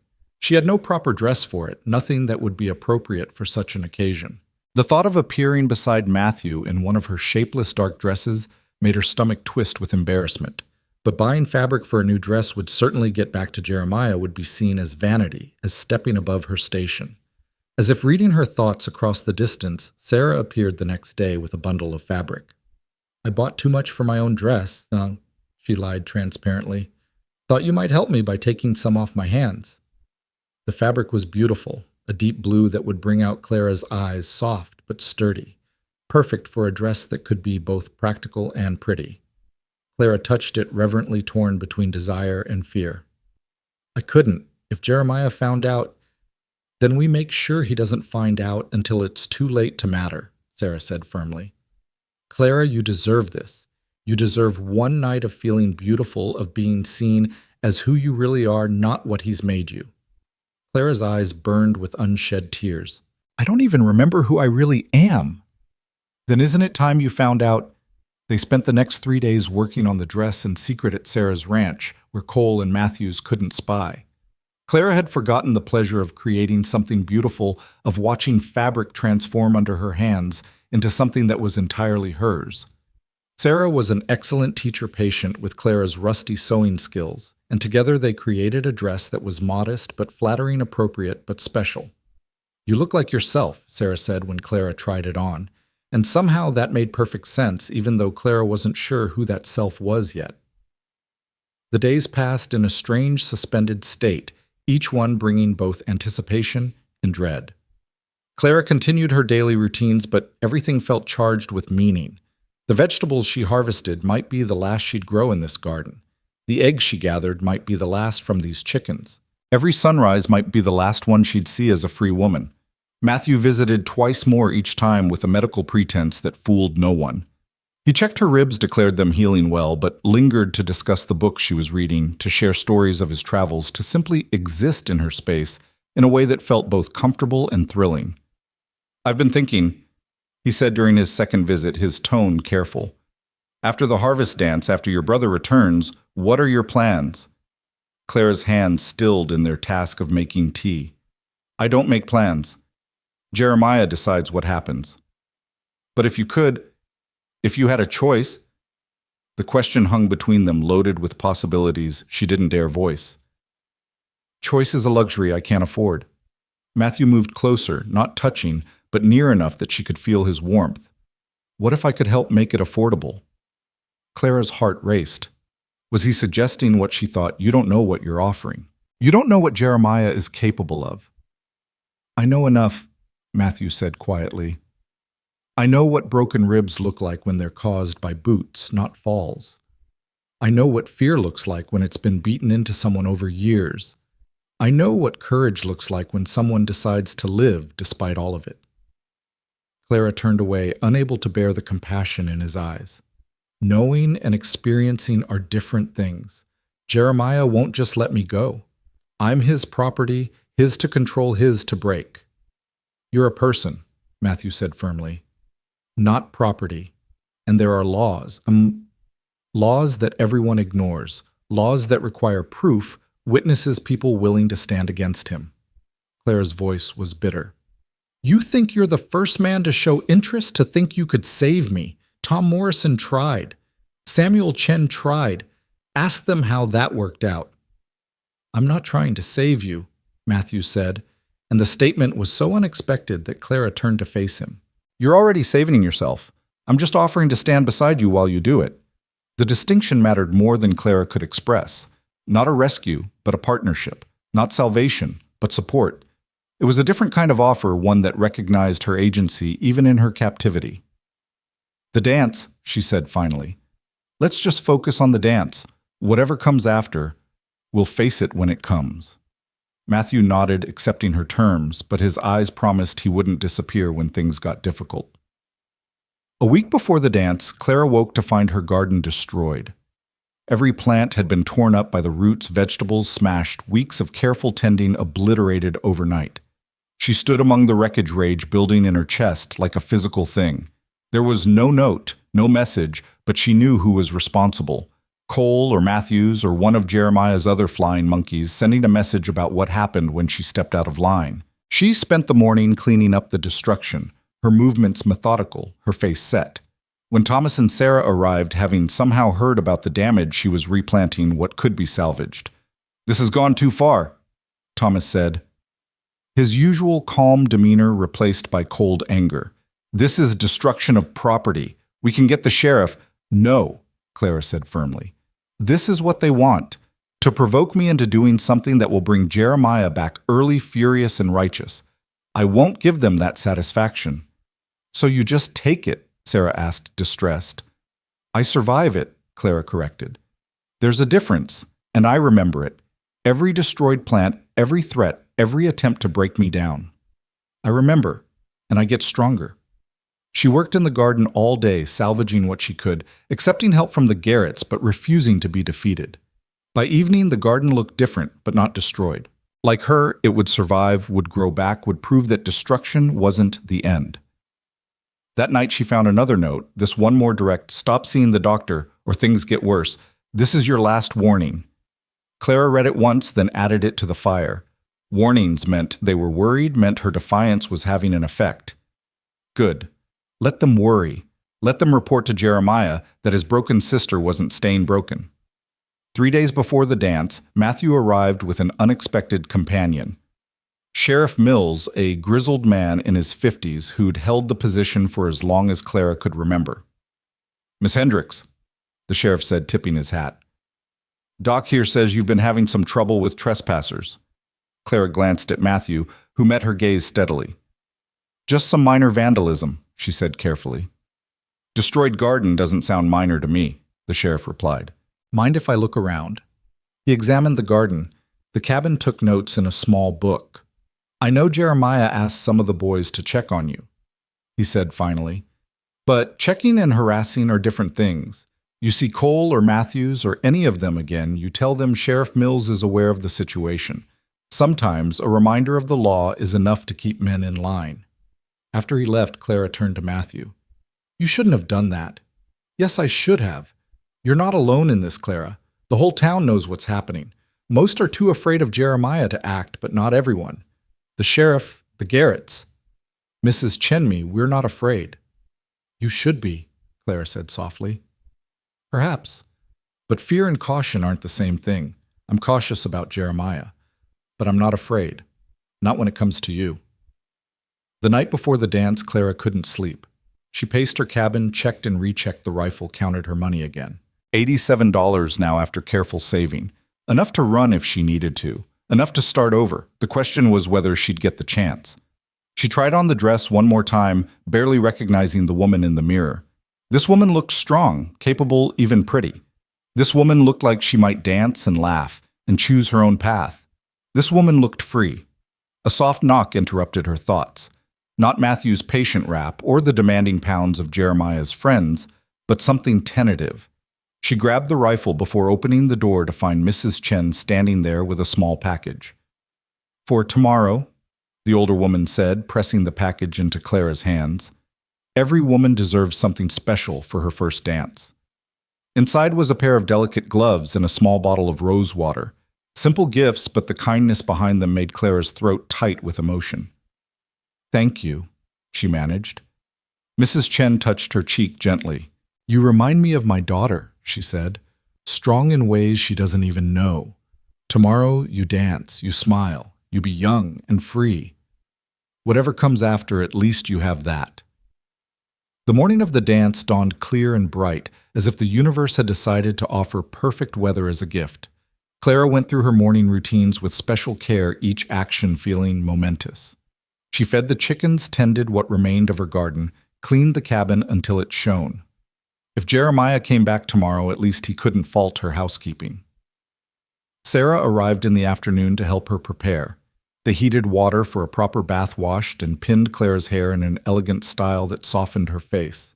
The dress fit perfectly, transforming her from Jeremiah's broken sister into someone entirely new. "You're beautiful," Sarah breathed, and for the first time in 7 years, Clara almost believed it. Matthew arrived just as the sun was beginning to set, dressed in his best suit, looking nervous and hopeful, and handsome in a way that made Clara's heart race. His expression when he saw her was worth every risk she was taking. "Clara," he said her name a prayer on his lips. "You look— I don't have adequate words. You look quite fine yourself," she managed, surprised by her own boldness. He offered her his arm, and she took it, the simple contact feeling like a declaration of war against everything Jeremiah had tried to beat into her. They walked to his wagon where Sarah and Thomas were already waiting a small convoy of rebellion heading toward town. The dance was held in the church hall decorated with autumn leaves and lanterns that cast warm light over everything. The entire town seemed to be there, and Clara felt their eyes as she entered on Matthew's arm. Some looks were approving, others worried, a few disapproving. But Clara held her head high, refusing to be ashamed of claiming this moment for herself. The first dance was announced, and Matthew led her onto the floor with a grace that surprised her. "I practiced," he admitted with a self-deprecating smile. "Thomas taught me. I wanted to do this right." They moved together to the music, and Clara found her body remembering steps her feet had forgotten. Muscle memory from before violence became her only physical language. Other couples joined them, but Clara was aware only of Matthew's hand at her waist, proper, but protective, his eyes never leaving hers. "You're not what I expected when I first came here," he said as they danced. "Thomas told me about his neighbor's sister suggested I check on you. I expected to find someone defeated. Aren't I?" "No," he said firmly. "Wounded, yes. Cautious, certainly, but not defeated. Never defeated. You're the strongest person I know, Clara Hendricks." They danced 3 more dances before propriety demanded they take a break. Clara found herself surrounded by well-wishers, people who'd never spoken to her directly before, suddenly eager to compliment her dress, her dancing, her courage in coming. "About time someone showed that brother of yours that you're a person, not property," old Mrs. Wilson said with surprising vehemence. "Been watching him control you for years, all of us too cowardly to say anything. Shame on us." The elderly woman's honesty was both validating and painful. All these people had known, had watched, had done nothing. But Clara couldn't hold on to resentment, not tonight. Tonight was for joy, however fleeting. Halfway through the evening, the music stopped abruptly. Clara's blood froze as she saw why Cole and Matthews had entered both clearly drunk, both staring directly at her. "Well, well," Cole said loudly, his voice carrying across the suddenly silent hall. "Looks like Clara's forgotten her place." Matthews stepped forward, putting himself partially between Clara and the men. "Gentlemen, this is a private event. If you haven't purchased tickets—" "We're here on Jeremiah's business," Matthews interrupted, "making sure his sister isn't doing anything inappropriate." "Dancing at a church social is hardly inappropriate," Sheriff Mills said, appearing from the crowd. "Unless you boys are suggesting otherwise." The tension in the room was palpable. Clara felt every eye on her, waiting to see what she would do. The old Clara would have shrunk back, would have left quietly to avoid confrontation. But she wasn't that Clara anymore. "I'm attending a community dance with a proper escort," she said, her voice carrying clearly across the hall. "There's nothing inappropriate about it, and Jeremiah has no say in the matter while he's hundreds of miles away." Cole's face darkened. "He'll have plenty to say when he gets back." "Then I'll deal with that when he returns," Clara replied. "Tonight, I'm dancing." She turned her back on them, a gesture so bold it drew gasps from some of the crowd. Matthew offered her his arm again, and they returned to the dance floor. After a moment's hesitation, the music resumed, and other couples joined them, creating a buffer of normalcy around them. Cole and Matthews lingered for a few more minutes. Their presence, a dark cloud at the edge of the celebration, but eventually the sheriff's steady gaze and the community's cold shoulders drove them out. "That was brave," Matthew murmured as they danced. "That was necessary," Clara corrected. "If I back down now, I'll never stop backing down." The rest of the evening passed in a blur of music and laughter and moments of happiness Clara stored away like treasure. She danced with Thomas, with the pastor, even with young Tommy Morrison, who stood on her feet and grinned up at her with innocent joy. But always she returned to Matthew, drawn to him like a compass finding north. As the evening wound down, they stepped outside for air. The night was cool and clear stars scattered across the sky like spilled diamonds. They stood close, but not quite touching, aware of the proprieties, but reluctant to maintain them. "Clarissa," Matthew began. Then stopped, seeming to gather his courage. "I know the timing is terrible. I know everything is about to become complicated. But I need you to know I love you. I've loved you since that first day at the church social when you stood there shaking but refused to run. I love your strength and your kindness and your refusal to let cruelty make you cruel." Clara's breath caught. Love. The word felt foreign and familiar simultaneously, like a language she'd once known but hadn't heard in so long she'd forgotten its sound. "You barely know me," she whispered. "I know enough, and I want to know more if you'll let me. Jeremiah is not here, and when he returns, we'll face that together, if you want to." Matthew turned to face her fully, his expression serious. "I'm not asking you to make any decisions tonight. I'm just asking you to know that you have options. You have people who care about you. You have a future beyond that cabin, beyond his control if you choose to take it." Clara wanted to warn him about the violence that was coming, about the rage Jeremiah would unleash when he returned to find she'd been living, dancing, falling in love. But looking at Matthew's determined face, she realized he already knew. He'd counted the cost and decided she was worth it. "I don't know how to do this," she admitted. "I don't know how to choose happiness when I've been trained to expect pain." "Then we learn together," Matthew said simply. "One day at a time.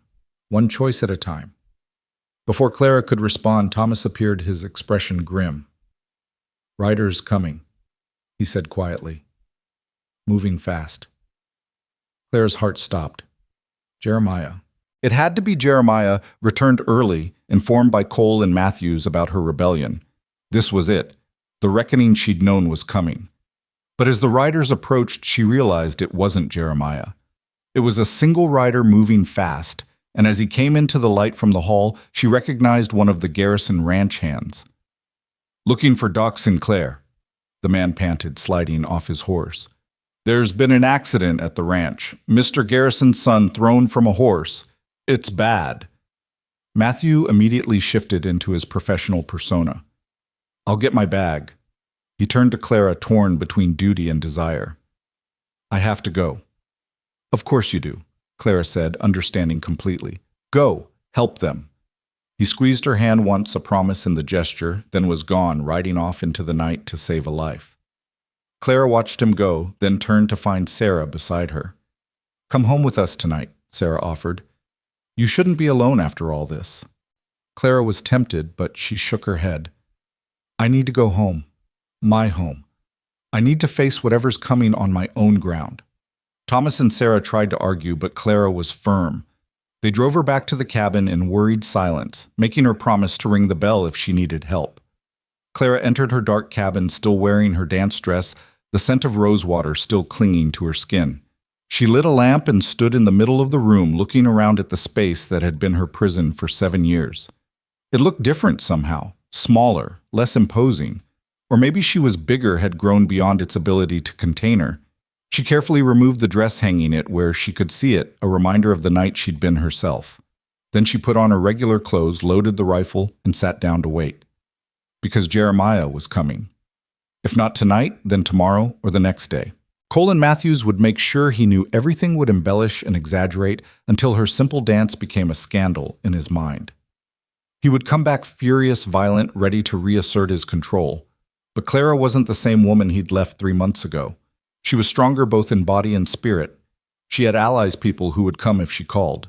She had knowledge, medical and practical. She had money hidden away and plans half-formed. Most importantly, she had tasted freedom, community, and love. She knew now what life could be beyond Jeremiah's violence, and that knowledge couldn't be beaten out of her. As dawn approached, painting the mountains with pale light, Clara made a decision. She wouldn't run. Not yet. She would face Jeremiah, would stand her ground, would fight if necessary. Because running would mean leaving Matthew, leaving the Garretts, leaving the community that had finally embraced her. Running would mean letting Jeremiah win, letting him drive her from the only home she'd known. She thought of her mother, of her father, of the people they'd raised their children to be before violence and whiskey poisoned everything. They wouldn't want her to run. They'd want her to stand up, to reclaim her life, to become the woman she was meant to be. The sound of approaching horses interrupted her thoughts, multiple riders moving with purpose. Clara stood rifle in hand and moved to the window. But it wasn't Jeremiah. It was Sheriff Mills, along with 2 deputies, and they were escorting someone, Matthew, looking exhausted but determined. Clara opened the door, confused. "What's happening?" "Morning, Miss Hendricks," the sheriff said. "Doc here has something to tell you, and he wanted witnesses." Matthew dismounted his clothes, still bearing the evidence of his night's work. "The garrison boy will live," he said. First then took a deep breath. "Clara, I've sent a telegram to the federal marshal in Denver about your situation, about the systematic abuse and imprisonment you've suffered."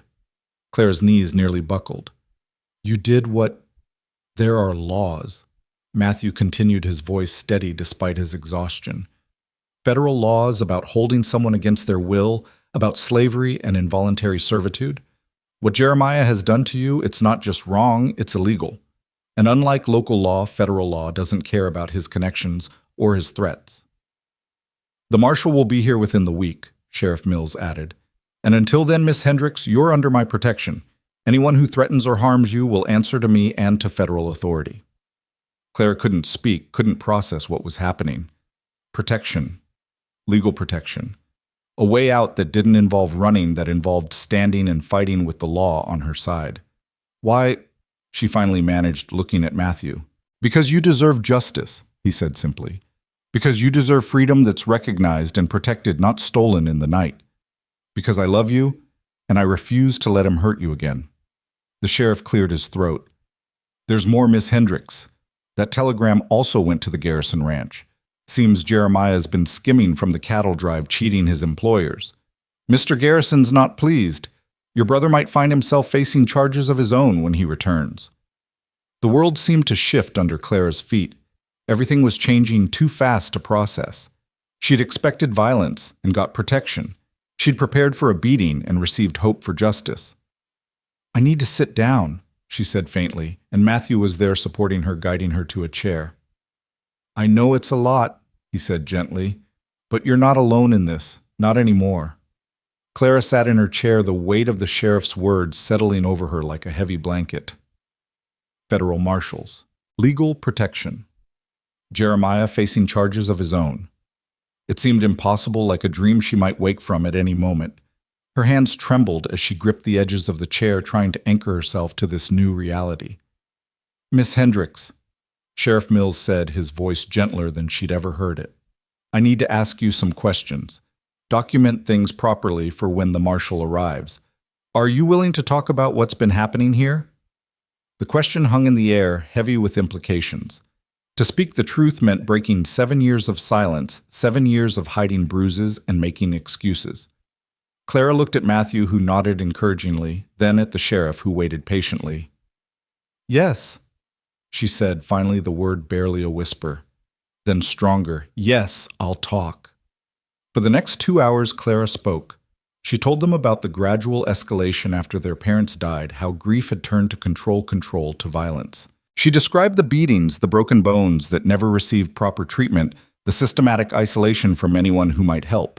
She spoke of burned books and destroyed possessions, of being forbidden from working or having friends, of being treated as property rather than a person. The sheriff wrote everything down, his expression growing darker with each revelation. Matthew sat beside her, not touching, but close enough that she could feel his presence, his support. When she faltered, struggling to find words for particularly painful memories, he would ask gentle questions that helped her continue. "The broken ribs," the sheriff said eventually. "Doc says they were recent. 4 weeks ago." "Yes, the night before he left for the cattle drive." "What prompted that particular assault?" Clara closed her eyes, remembering. "I had smiled at Mrs. Chen in town that day. He said I was flirting, trying to shame him. He kicked me until I couldn't breathe, said he was reminding me of my place." She heard Matthew's sharp intake of breath but didn't look at him.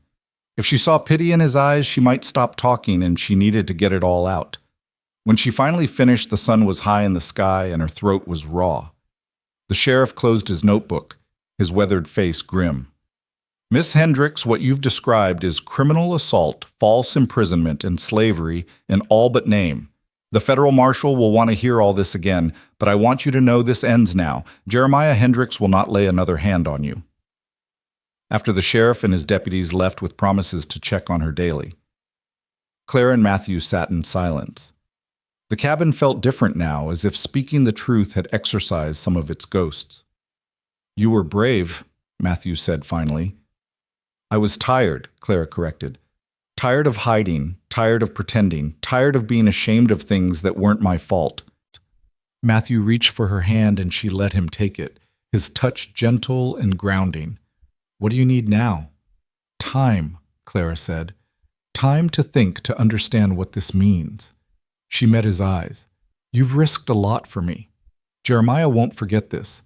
Even if he faces charges, even if he goes to prison, he'll want revenge." "Let him want it," Matthew said firmly. "I'm not afraid of him." "You should be. You don't know what he's capable of. And he doesn't know what I'm capable of when it comes to protecting someone I love." The word hung between them again, love. Clara wanted to say it back, wanted to tell him that she'd been falling in love with him since that first patient knock at her door, but the words felt too big, too dangerous still. "You must be exhausted," she said instead. "You were up all night with the garrison boy." "He'll recover fully," Matthew said, accepting her deflection. "And yes, I should rest. But I don't want to leave you alone." "I won't be alone," Clara said, and realized it was true. "Sarah will come soon, and probably Mrs. Chen, and once word spreads about the federal marshal, I expect I'll have more visitors than I know what to do with." She was right. Within an hour of Matthew's departure, Sarah arrived with a basket of food and a fierce expression. "I heard everything," she said, pulling Clara into a tight embrace. "Oh, my dear, brave friend, I'm so proud of you." Clara let herself be held, let herself accept the comfort she'd been denied for so long. "I'm scared," she admitted against Sarah's shoulder. "What if the marshal doesn't believe me? What if Jeremiah convinces them I'm lying?" "He won't," Sarah said firmly. "Not with Matthew's medical documentation of your injuries, not with the sheriff's testimony, not with the whole town finally ready to speak up." As the day progressed, more people came. Mrs. Chen brought tea and quiet solidarity. The pastor's wife offered prayers and practical support. Even people who'd never spoken to Clara before stopped by to express their outrage that such things had been happening in their community. "We should have done something sooner," Mrs. Patterson said, tears in her eyes. "We all knew and we did nothing. Can you forgive us?" Clara didn't know how to answer that. Their silence had enabled Jeremiah's violence, but she understood their fear. He was dangerous, unpredictable, and the law had seemed to be on his side. "What matters is that you're doing something now," she said finally. That night, Clara didn't sleep in the cabin. Sarah and Thomas insisted she stay at their ranch, and she was too emotionally exhausted to argue. She lay in their guest room, staring at the ceiling, trying to process how much her life had changed in a single day. 3 days passed in a strange, suspended state. Clara stayed at the Garrett Ranch, returning to her cabin only during daylight hours, and always with someone accompanying her. The sheriff or his deputies checked on her regularly. Matthew visited daily, bringing medical supplies and quiet support. On the 4th day, Cole appeared at the ranch. Clara was helping Sarah with laundry when they heard horses approaching. Thomas emerged from the barn with his rifle, but Cole raised his hands in a gesture of peace. "I'm not here to cause trouble," he called out. "Just got a message for Clara. Whatever you have to say, you can say in front of all of us," Thomas replied, not lowering his weapon. Cole dismounted slowly, his usual swagger replaced by something more subdued. He pulled out a crumpled telegram and held it out. "From Jeremiah. Came to the telegraph office, but they wouldn't deliver it to her direct, so they gave it to me." Sarah took the telegram and handed it to Clara, who read it with shaking hands. "Know everything. Coming home. You belong to me. No law changes that. Jay." "When?"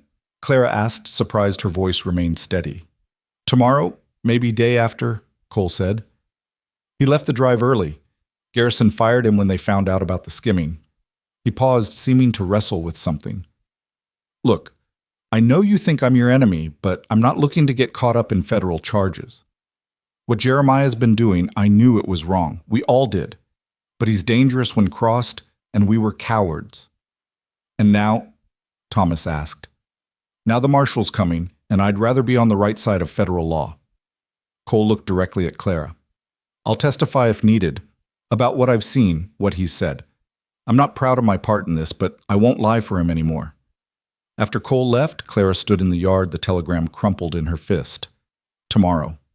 Jeremiah would be back tomorrow, and everything would come to a head. We need to prepare, Thomas said, already thinking strategically. I'll talk to the sheriff, make sure he has men ready. I'll stay with you, Sarah said to Clara. You won't face him alone. But Clara shook her head. I need to be at the cabin when he arrives. It's my home, my ground. I won't let him drive me from it. They argued, but Clara was firm. This confrontation had been building for 7 years. She would face it on her terms in her space, as the woman she'd become, rather than the girl he'd broken. That evening, Matthew arrived at the ranch with news. The federal marshal will be here tomorrow afternoon. Sheriff Mills received confirmation. The timing was almost too perfect. Jeremiah would arrive to find his world completely changed, his power stripped away, his victim transformed into his accuser. I want to be there, Matthew said. When he comes. No, Clara said immediately. You're the one he'll target first. The outsider who corrupted his sister turned her against him. I won't have your blood on my hands. And I won't have yours on mine, Matthew countered. Clara, please, let me stand with you. They compromised. Matthew would wait at the sheriff's office with Mills and his deputies ready to respond, but not immediately present. Thomas would position himself within earshot of the cabin. Sarah would stay with Mrs. Chen ready to provide support after whatever happened. That night, Clara returned to her cabin alone despite everyone's protests. She needed to prepare not just physically, but mentally. She cleaned her rifle, loaded it, placed it within easy reach. She packed a small bag with essentials in case she needed to flee quickly. She hid her saved money in multiple places, ensuring Jeremiah couldn't destroy everything if he got past her defenses. Then she put on her mother's ring, the one piece of jewelry Jeremiah had never found hidden beneath loose floorboards for 7 years. It was simple, just a gold band with a small sapphire, but wearing it made her feel connected to the woman who'd raised her to be strong, who'd never known what her son would become. She didn't sleep.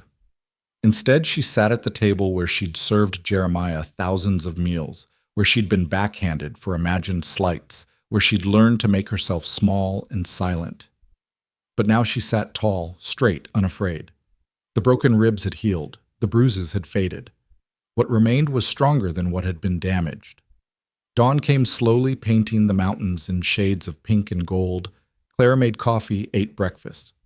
Went through the normal motions of mourning while her nerves sang with anticipation. She could feel it in the air, change coming like a storm, inevitable and transformative. It was just past noon when she heard the horse approaching. A single rider moving fast but not frantically. Clara stood rifle in hand and stepped onto the porch. Jeremiah looked different after 3 months on the trail. Leaner, harder, his face weathered by sun and wind, but his eyes were the same dark, possessive, furious. He dismounted slowly, his hand resting on his pistol.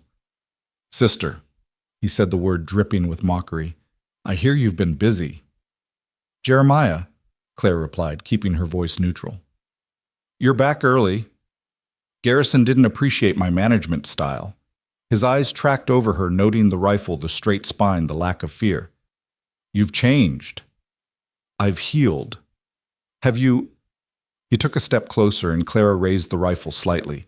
He stopped, his expression shifting from anger to something more dangerous, calculation. You won't shoot me. Won't I? I'm your brother, your family. Everything you have is because of me. Everything I don't have is because of you, Clara corrected. My freedom, my dignity, my safety, all sacrificed to your need for control. Jeremiah's face darkened. Control, I protected you, fed you, kept a roof over your head. You broke my ribs, burned my books, drove away anyone who showed me kindness because you needed to learn. The shout exploded from him, 7 years of justification and rage condensed into 4 words. You were weak, useless, just like Mother always said. Someone had to make you strong. Mother never said that, Clara said quietly. She loved me. She would be horrified by what you've become. The words hit their mark. Jeremiah's hand moved to his pistol, but Clara was ready, the rifle aimed steady at his chest. Draw it, and I shoot, she said calmly. I'm done being your victim, Jeremiah. It ends today. You think that doctor will protect you, that these people who suddenly care will stand by you when things get hard? Jeremiah laughed ugly and bitter. They'll abandon you the moment it becomes inconvenient. I'm the only one who'll always be here. No, Clara said. You're the only one who'll always try to break me. But I'm not broken anymore. I'm not your property. I'm not your responsibility. I'm my own person, and I choose to be free of you. Jeremiah's face contorted with rage. You belong to me. You've always belonged to me. Ever since Mother and Father died, you've been mine to protect, mine to discipline, mine to torture, Clara interrupted. To beat, to imprison. That's not protection, Jeremiah. That's abuse, and it's also illegal. Something in her tone must have warned him, because his expression shifted from rage to wariness. What have you done? I've told the truth. To the sheriff, to the federal marshal, who will be here any moment, to everyone who would listen. 7 years of truth, all documented, all verified. You lying bitch! He started forward and Clara fired.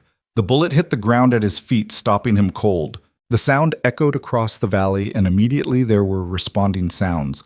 Horses approaching, fast voices calling out. The next one won't be a warning, Clara said, chambering another round with steady hands.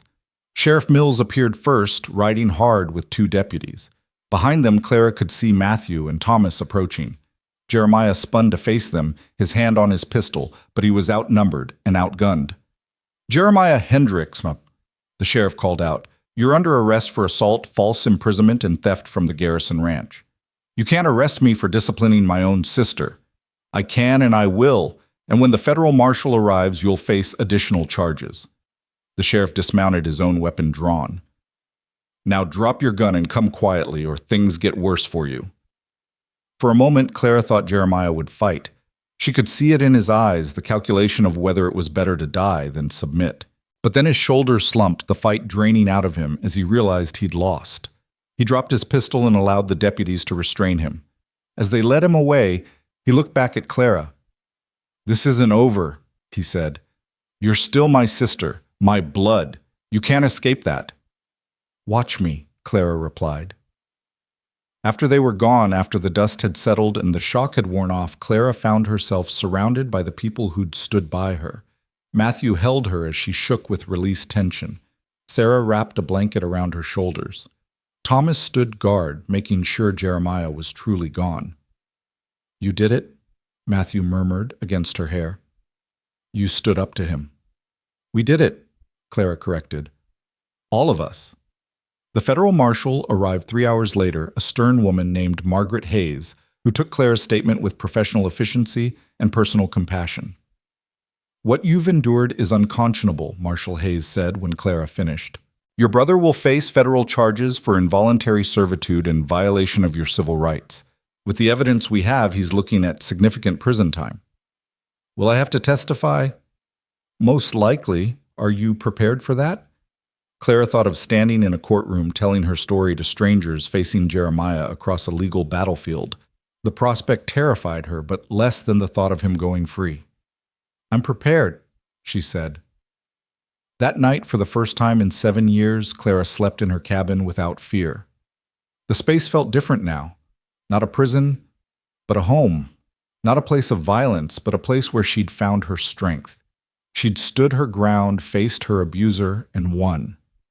But winning, she discovered, wasn't an ending. It was a beginning. The next weeks passed in a blur of legal procedures. Jeremiah was transferred to federal custody in Denver to await trial. Clara gave multiple statements, each retelling of her story a little easier, a little less painful.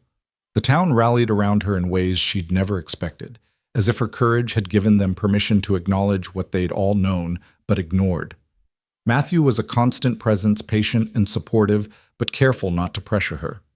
He understood that she needed time to discover who she was without violence defining her days. "I don't know how to be normal," she confessed one evening as they sat on her porch watching the sunset. "There's no such thing as normal," Matthew replied. "There's just people doing their best with what they've been given. You've been given a hard path, but you're walking it with more grace than anyone could expect." "I shot at him," Clara said, still somewhat amazed by her own actions. "I fired a gun at my own brother." "You fired a warning shot at a man who tortured you for 7 years. The fact that you didn't kill him shows remarkable restraint." Clara thought about that moment, the clarity she'd felt, the absolute certainty that she would kill Jeremiah if necessary to protect herself. It should have horrified her, but it didn't. It felt like power, like taking back control of her own life. A month after Jeremiah's arrest, Clara received a letter from Denver. Not from Jeremiah. He wasn't allowed to contact her, but from a lawyer representing him. "Your brother wishes to negotiate," the letter read. "He's willing to plead guilty to lesser charges in exchange for your agreement not to testify." Clara read the letter 3 times, then handed it to Matthew. "He's trying to control the situation even from jail." "What do you want to do?" Clara stood and walked to the window, looking out at the mountains that had witnessed her transformation. "I want to testify. I want to stand in that courtroom and tell the truth. Not for revenge, but for justice. For closure. For every woman who's been told she belongs to someone else." Matthew came to stand beside her. "Then that's what you'll do, and I'll be there with you. You don't have to—" "I want to. Clara, I've watched you become yourself these past months. It's been a privilege and an honor. Let me continue to witness your strength." Clara turned to face him, seeing in his eyes the love he'd declared at the dance, steady and patient and real. "I love you," she said, the words finally breaking free. "I didn't know I could still love, but I do. I love you." Matthew's kiss was gentle, careful, as if she might break. But Clara wasn't fragile anymore. She was strong, forged in fire, and choosing tenderness anyway. She kissed him back with all the passion she'd thought had been beaten out of her, all the hope she'd thought was dead. When they finally parted, both breathless, Matthew rested his forehead against hers. "Marry me," he said. "Not now, not until you're ready, but someday. Let me be your family, the kind that protects without imprisoning, that loves without conditions." "Yes," Clara said, surprising herself with the immediacy of her answer. "Yes, but not yet. First, I need to finish this. I need to face him one last time and close that chapter of my life." The trial was set for 3 months hence. Clara used the time to prepare not just legally, but emotionally. She worked with Marshall Hayes on her testimony. She read law books Matthew brought her, understanding her rights for the first time. She tended her garden, rebuilding what had been destroyed, making it better than before. The community embraced her fully now. She taught at the school regularly, her gentle patience making her a favorite among the children. She helped with church functions, her voice returning to the choir, stronger than ever. She was no longer Jeremiah's sister, that poor broken girl. She was Clara Hendricks' teacher, neighbor, survivor. 2 weeks before the trial, another telegram arrived. This one was from the federal prosecutor. Jeremiah had agreed to plead guilty to all charges in exchange for a specific sentence, 10 years in federal prison, no possibility of early release for 5 years. "It's a good deal," Marshall Hayes explained when she arrived to discuss it. "With a trial, he might get more time, but he might also get less if the jury feels sympathetic. This guarantees he'll be gone for at least 5 years, probably the full 10. Clara considered it. Part of her wanted her day in court, wanted to speak her truth to the world. But another part, the pragmatic part that had learned to survive, recognized that this was victory enough. "I'll agree on one condition," she said. "I want to speak at his sentencing. I want him to hear from my own mouth what he did to me and what I've become despite him." The condition was accepted. 2 weeks later, Clara stood in a federal courtroom in Denver. Matthew and the Garretts behind her facing Jeremiah for what she knew would be the last time. He looked smaller in prison clothes, his power stripped away along with his freedom. When he saw her, his expression cycled through emotions, anger, disbelief, and something that might have been regret. "Miss Hendricks," the judge said, "you may speak." Clara stood her prepared statement in her hand, but she didn't need it. The words came from her heart, clear and strong. For 7 years you told me I was broken, she said, looking directly at Jeremiah. You broke my ribs, my spirit, my connection to the world. You said it was for my own good, that you were making me strong. But strength isn't born from violence. It's born from surviving it, from choosing to heal, from refusing to let cruelty make you cruel. You were my brother. You were supposed to protect me. Instead, you became the thing I needed protection from. You took our parents' death and used it as an excuse to control me, to own me, to destroy me piece by piece. But here's what you never understood. You can't destroy something that refuses to be destroyed. Every bone you broke healed. Every bruise faded. Every cruel word became fuel for my determination to be free. I pity you, Jeremiah. You're in prison now, but you've been in a prison of your own making for years, a prison of rage and control and the inability to love without possessing. I hope these 10 years give you time to reflect, to change, to become the man our parents would have wanted you to be. As for me, I'm free. Free to love, to laugh, to live without fear. Free to forgive you not for your sake, but for mine, because holding on to hatred would just be another kind of prison. You said I belonged to you. You were wrong. I belong to myself. I always have. It just took me a while to remember it. She sat down, her heart pounding, but her conscience clear. Jeremiah tried to speak, but his lawyer stopped him. The judge pronounced the sentence 10 years as agreed, and then it was over. As they led Jeremiah away, he looked back one last time. Clara met his gaze steadily. No longer the frightened girl he'd terrorized, but a woman who'd found her strength in the ruins of what he'd tried to break. Outside the courthouse, Clara stood in the Denver sunshine, breathing free air, surrounded by people who loved her without conditions. Matthew took her hand and she squeezed it, grounding herself in this new reality. "How do you feel?" Sarah asked. Claire considered the question. How did she feel? Free, yes. Relieved, certainly, but also something else, something she hadn't expected. "Whole," she said finally. "For the first time in 7 years, I feel whole." The journey back from Denver took 3 days, and with each mile that passed, Clara felt herself returning not just to her geographical home, but to a sense of self she was still discovering. Matthew rode beside her in the stagecoach, his presence steady and undemanding, while Sarah and Thomas followed in their wagon with supplies they'd purchased in the city. The mountains rose around them like old friends welcoming her back, and Clara found herself seeing them with new eyes, not as walls that trapped her, but as guardians that had witnessed her transformation. "You're quiet," Matthew observed on the second day as the coach rumbled through a particularly scenic valley. "I'm thinking," Claire replied, watching an eagle circle overhead. "For 7 years, my life was about surviving Jeremiah. Now that he's gone, I don't know what it's about anymore." "Maybe that's the gift," Matthew suggested. "You get to decide." The words stayed with her as they completed their journey, echoing in her mind as she stepped down from the coach in front of the boarding house. The town looked the same but felt different, or perhaps she was the one who had changed. People who had once averted their eyes now nodded in greeting.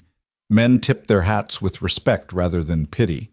Women smiled with genuine warmth rather than uncomfortable sympathy. "Clara." Mrs. Chen hurried from the general store, her face bright with relief. "You're back. How did it go?" Word of the sentencing spread quickly, and soon Clara found herself surrounded by townspeople eager to hear about the trial, about Denver, about her plans now that she was truly free. The attention was overwhelming after years of forced invisibility, but also strangely healing. These people were seeing her, really seeing her as herself, rather than as Jeremiah's broken sister. That evening, Claire returned to her cabin alone, despite offers from the Garretts to stay with them. She needed to reclaim the space completely to make it hers in a way it had never been before. The cabin was exactly as she'd left it, but like everything else, it felt different now. The shadows were just shadows, not hiding places for potential violence. The creaking boards were just the settling of old wood, not warning signs of Jeremiah's approach. She lit every lamp, filling the space with warm light, and began the process of transformation. Jeremiah's chair, the one she'd never been allowed to sit in, she dragged outside. His clothes still hanging in the bedroom she'd been forbidden from entering, she packed into boxes for donation. His books, the few he had allowed to remain, she moved to make room for her own growing collection. As she worked, she found things she'd forgotten about. a photograph of their parents hidden behind another frame. Her mother's recipe box shoved beneath old linens.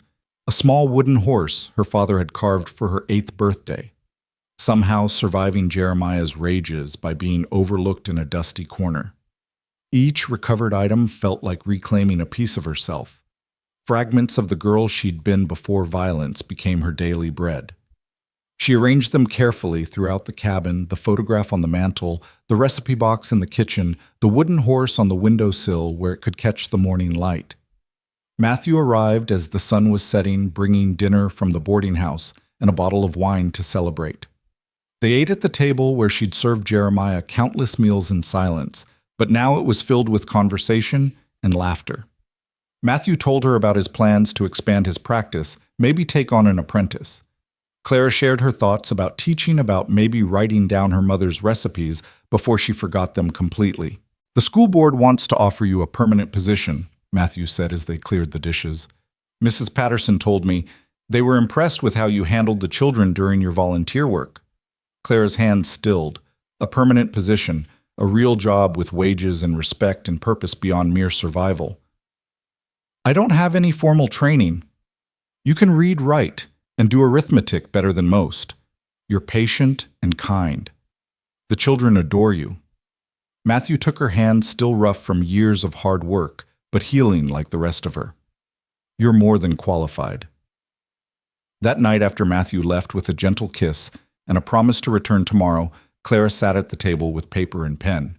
She wrote a letter accepting the school board's offer, then another to a cousin back east she hadn't been allowed to contact for 7 years. She wrote until her hand cramped, pouring out words that had been trapped inside her for so long. The next morning brought an unexpected visitor. Cole stood at her door, hat in hand, looking uncomfortable but determined. "Miss Hendricks," he said formally, "I wanted to apologize, properly, for my part in all of it." Clara studied him, this man who had threatened and leered and enabled Jeremiah's control. Part of her wanted to slam the door in his face, but another part recognized something in his expression. Genuine remorse, maybe even growth. "Come in," she said finally. "I'll make coffee." They sat awkwardly at first, the weight of history between them. But as Cole began to talk, Clara understood that he too had been shaped by violence, though in different ways. "My old man was like Jeremiah," he said, staring into his coffee cup. "Ruled with his fists, taught us that's how men were supposed to be. When I saw what your brother was doing, it seemed normal, natural even. It wasn't until you stood up to him, until I saw you could fight back, that I realized how wrong it all was." "And now," Clara asked, "now I'm trying to be different. Got myself a job at the Garrison Ranch, honest work, stopped drinking so much. Even started courting Amy Williams proper-like with her father's permission and everything." He met her eyes. "I know I can't undo what I did, the fear I caused, but I wanted you to know I'm trying to be better." After he left, Clara stood in her doorway, pondering the strange turns life could take. If someone like Cole could change, could choose to be better, then perhaps there was hope for everyone.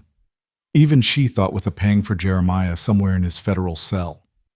The first day of school came faster than expected. Clara dressed carefully in a new dress she'd made herself professional, but not severe, in a green that Sarah said brought out her eyes. She pinned her hair in a style that suggested authority while remaining approachable. Looking in the mirror, she saw a teacher, a professional woman, someone with purpose beyond survival. The schoolhouse was a single room with windows that let in streams of morning light. 23 children aged 6 to 14 sat at worn desks, their faces ranging from eager to skeptical. Clara's hands trembled slightly as she wrote her name on the board, but her voice was steady when she turned to face them. "Good morning, I'm Miss Hendricks, and I'll be your teacher." Tommy Morrison's hand shot up immediately. "Miss Clara, are you going to teach us songs like you promised?" "Miss Hendricks," she corrected gently, though she smiled at his enthusiasm. "And yes, we'll have time for songs, but first we have lessons." Teaching, Clara discovered, was like finding a part of herself she hadn't known existed. She had patience she'd never been allowed to develop, creativity that had been suppressed for years, and a genuine joy in watching understanding dawn on young faces. The children, some of whom had witnessed her transformation from victim to survivor, treated her with a mixture of respect and affection that warmed her heart. There were challenges, of course. Billy Patterson, 13 and full of adolescent rebellion, tested her authority constantly in the first weeks. But Clara had faced down worse than a stubborn teenager, and she met his challenges with calm consistency that eventually won him over. "You're different from Mr. Henderson," Billy told her one day after school, referring to the previous teacher who'd left for better opportunities in California. "Different how ye?" Clara asked, cleaning the board. "You don't yell. Even when we're being awful, you don't yell. You just get this look like you're disappointed, but you know we can do better." Clara thought about all the yelling she'd endured, how it had never made her better, only more afraid. "Yelling doesn't teach anything except fear," she said, "and fear isn't a good foundation for learning." Her relationship with Matthew deepened as autumn progressed toward winter. He courted her properly officially, with the whole town watching and mostly approving. They attended church together, took walks along the river, shared dinners at the boarding house, where Mrs. Patterson beamed at them like a proud mother. But it wasn't all easy. Clara still flinched at sudden movements, still felt panic rise when voices were raised in anger, even when it had nothing to do with her. Some nights she woke gasping from nightmares where Jeremiah had returned, where the trial had been a dream, where she was trapped again in that cycle of violence. Matthew was patient with her healing, never pushing for more than she was ready to give. When she finally invited him to stay the night 2 months after the trial, it was her choice, her decision, her desire that guided them. His touch was gentle, reverent, so different from the violence she'd known that she wept afterward, not from sadness, but from the overwhelming realization that this too was something Jeremiah hadn't been able to destroy. "Are you all right?" Matthew asked, holding her close concern evident in his voice. "I'm more than all right," Clara assured him. "I'm learning that my body can feel pleasure, not just pain. That touch can be gentle, that I can want and be wanted without fear." Winter arrived early that year, blanketing the valley in snow that made everything clean and new. Clara stood at the schoolhouse window one December morning, watching her students arrive bundled in coats and scarves, their breath forming clouds in the cold air. She was reviewing the day's lessons when she heard a commotion outside. A stranger had arrived in town, his horse nearly dead from hard riding. Clara recognized the type immediately, a bounty hunter or law enforcement of some kind, with that particular blend of weariness and vigilance that came from chasing dangerous men. Sheriff Mills met him in the street, and their conversation, though too distant to hear, was clearly serious. The stranger gestured urgently, and Mills's expression grew grim. They both looked toward the schoolhouse, and Clara's blood ran cold. "Children," she said, keeping her voice calm. "We're going to practice our emergency drill, everyone under their desks, quiet as mice." The children, well trained from previous drills she'd insisted on, immediately complied. Clara grabbed the rifle she kept hidden behind the bookshelf, a precaution she'd hoped never to need, and moved to the window.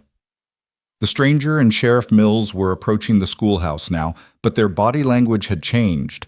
Mills held up his hands in a calming gesture, and Clara realized they weren't coming as threats, but as bearers of news. She met them at the door, rifle visible, but not raised. "Sheriff, what's happening?" "Miss Hendricks, this is Deputy Marshal Carson. There's been an incident at the federal prison." Clara's heart stopped. "Jeremiah. He escaped," Carson said bluntly. 3 days ago. Killed a guard in the process. We have reason to believe he's heading this way." The world seemed to tilt. Clara gripped the doorframe to steady herself, her mind racing. Jeremiah was free. Jeremiah was coming. Everything she'd built, everything she'd become, was suddenly under threat again. "The children," she said, her teacher's instincts overriding her personal fear. "We're posting guards," Mills assured her. "But you need to dismiss school, get everyone home safe." Clara turned back to her classroom, where 23 pairs of eyes peered out from under desks. "Everyone up," she said, proud of how steady her voice remained. "School is dismissed early today due to the weather. Gather your things quickly and quietly." The parents arrived within minutes, word spreading through the town like wildfire. They collected their children with frightened efficiency, many of the mothers hugging Clara as if she might disappear. "You come stay with us," Mrs. Chen insisted. "Our house has good locks. My husband has guns." But Clara shook her head. "I need to go home. If he's coming for me, I want to be ready." Matthew arrived as she was locking the schoolhouse, his face white with fear and fury. "I just heard. Clara, you can't—" "I can and I will," she interrupted. "I won't run from him. Not again. Not ever." They argued all the way back to her cabin, Matthew insisting she stay with him, or the Garretts, or anywhere but alone, Clara maintaining that she needed to face this on her ground, on her terms. "He killed a guard," Matthew said desperately. "He's not the same man who left here. Prison has made him worse, more dangerous." "Or more desperate," Clara countered. She touched Matthew's face gently. "I'm not the same woman he left either. I'm stronger, smarter, and I'm not alone. But I need to do this my way." Sarah and Thomas arrived with supplies and weapons, turning Clara's cabin into a small fortress. They boarded windows, set up watch positions, established signals and fallback plans. Sheriff Mills posted 2 deputies nearby, and Marshal Carson set up his own surveillance from the ridge. As night fell, Clara sat in her fortified cabin rifle across her lap waiting. She thought about the journey that had brought her here, from broken ribs to breaking free from victim to survivor to protector of children. She'd built a life, a real life, in Jeremiah's absence. She wouldn't let him take it away again. The first night passed without incident. The second as well. By the third night, nerves were fraying. Some began to wonder if Jeremiah had fled elsewhere if the threat had passed. But Clara knew better. She knew her brother's patience, his cruelty, his need for control. He would come when they least expected it, when guards were tired and vigilance had waned. It was just after midnight on the 4th night when she heard a sound that didn't belong, a footstep, where there should be only wind. Clara rose silently, her body remembering years of moving quietly to avoid violence, but now using that skill for defense rather than submission. She peered through a crack in the boarded window and saw him. Jeremiah stood at the edge of her property, thinner than before, his face gaunt from prison life and hard travel. But his eyes were the same dark, possessive, burning with the rage of someone who'd had his property taken away. He wasn't alone. 2 other men flanked him, rough-looking characters he must have recruited with promises of money or violence. Clara's heart raced, but her hands remained steady as she checked her rifle, her pistol, the knife she'd hidden in her boot. A deputy's whistle pierced the night, the alarm signal. Immediately, lights appeared in nearby windows. The town was waking, responding, coming to her aid. But Jeremiah was already moving, charging toward the cabin with his companions, firing at the deputy's position. Clara positioned herself behind the overturned table she'd prepared as cover. When Jeremiah kicked in her door, the same door he'd walked through thousands of times as her tormentor, she was ready. "Hello, brother," she said, a rifle trained on his chest. He stopped his own weapon, raised his companion, spreading out to flank her. "Clara, my dear broken sister, did you think prison walls could keep me from what's mine?" "I'm not yours," Clara said simply. "I never was. You testified against me, your own blood. You stood in that courtroom and betrayed everything our parents taught us about family loyalty. Our parents taught us to love each other, not to own each other. You betrayed that the first time you raised your hand to me." Jeremiah's face contorted. "I made you strong. No, I made me strong. In spite of you, not because of you." The standoff stretched taut, 4 guns, pointed fingers on triggers. Clara could hear shouts outside, Matthew's voice among them, but she didn't dare look away from Jeremiah. "You're going to drop your weapons and come with me," Jeremiah said. "We're leaving this place, starting over somewhere new where no one knows us, where I can remind you of your place." "The only place I'm going," Clara said, "is forward. Without you." One of Jeremiah's companions shifted nervously. "This ain't what you said, Hendricks. You said grab the girl and go. You didn't mention nothing about her being armed and the whole town coming down on us." "Shut up," Jeremiah snarled, but Clara could see the doubt creeping into his men's faces. They were criminals, but not stupid ones. The sound of multiple horses approaching, of armed townspeople surrounding the cabin, was making them reconsider. "You hear that?" Clara asked them. "That's the sound of a community that won't let him hurt me again. You can die with him, or you can surrender now and maybe live." The man on Jeremiah's left lowered his gun slightly. "I ain't dying for someone else's family quarrel." "Don't you dare!" Jeremiah started, but his words were cut off by the cabin door exploding inward.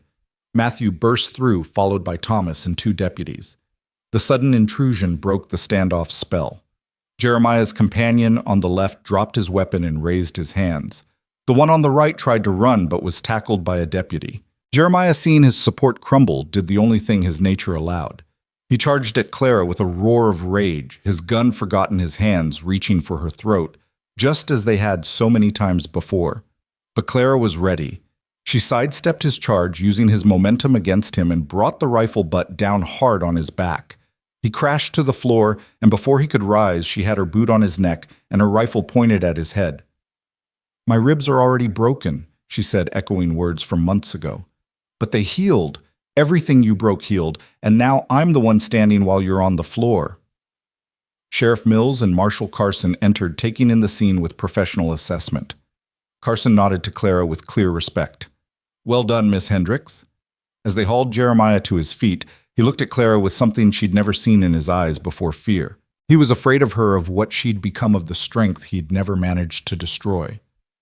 "This time," Marshal Carson told him, "you're going to a different kind of prison. Supermax, no escape, no hope of early release. You killed a federal officer. You're done." As they dragged him away, Jeremiah called out one last time, "You're still my sister, my blood." Clara met his gaze steadily. "I'm your sister by birth, not by choice. But I choose who my family is now, and you're not part of it." After they were gone, after the chaos had settled and statements had been given, Clara found herself surrounded by the people who'd come to her aid. Matthew held her close, Sarah fussed over a minor cut on her hand. Thomas praised her tactical thinking. The entire town, it seemed, had turned out to protect her.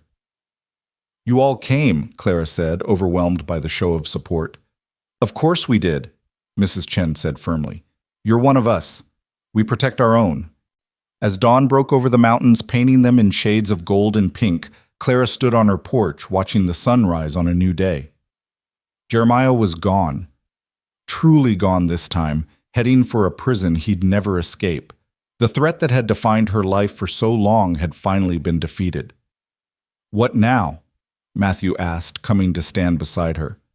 Clara considered the question. What now, indeed? She was free, completely free to be whoever she wanted to be. The thought was thrilling and terrifying in equal measure. "Now," she said, "I teach school. I tend my garden. I love you. I live without fear." She turned to face him. "I believe you asked me to marry you once. Does that offer still stand?" Matthew's face lit up. "Always." "Then yes, I'll marry you.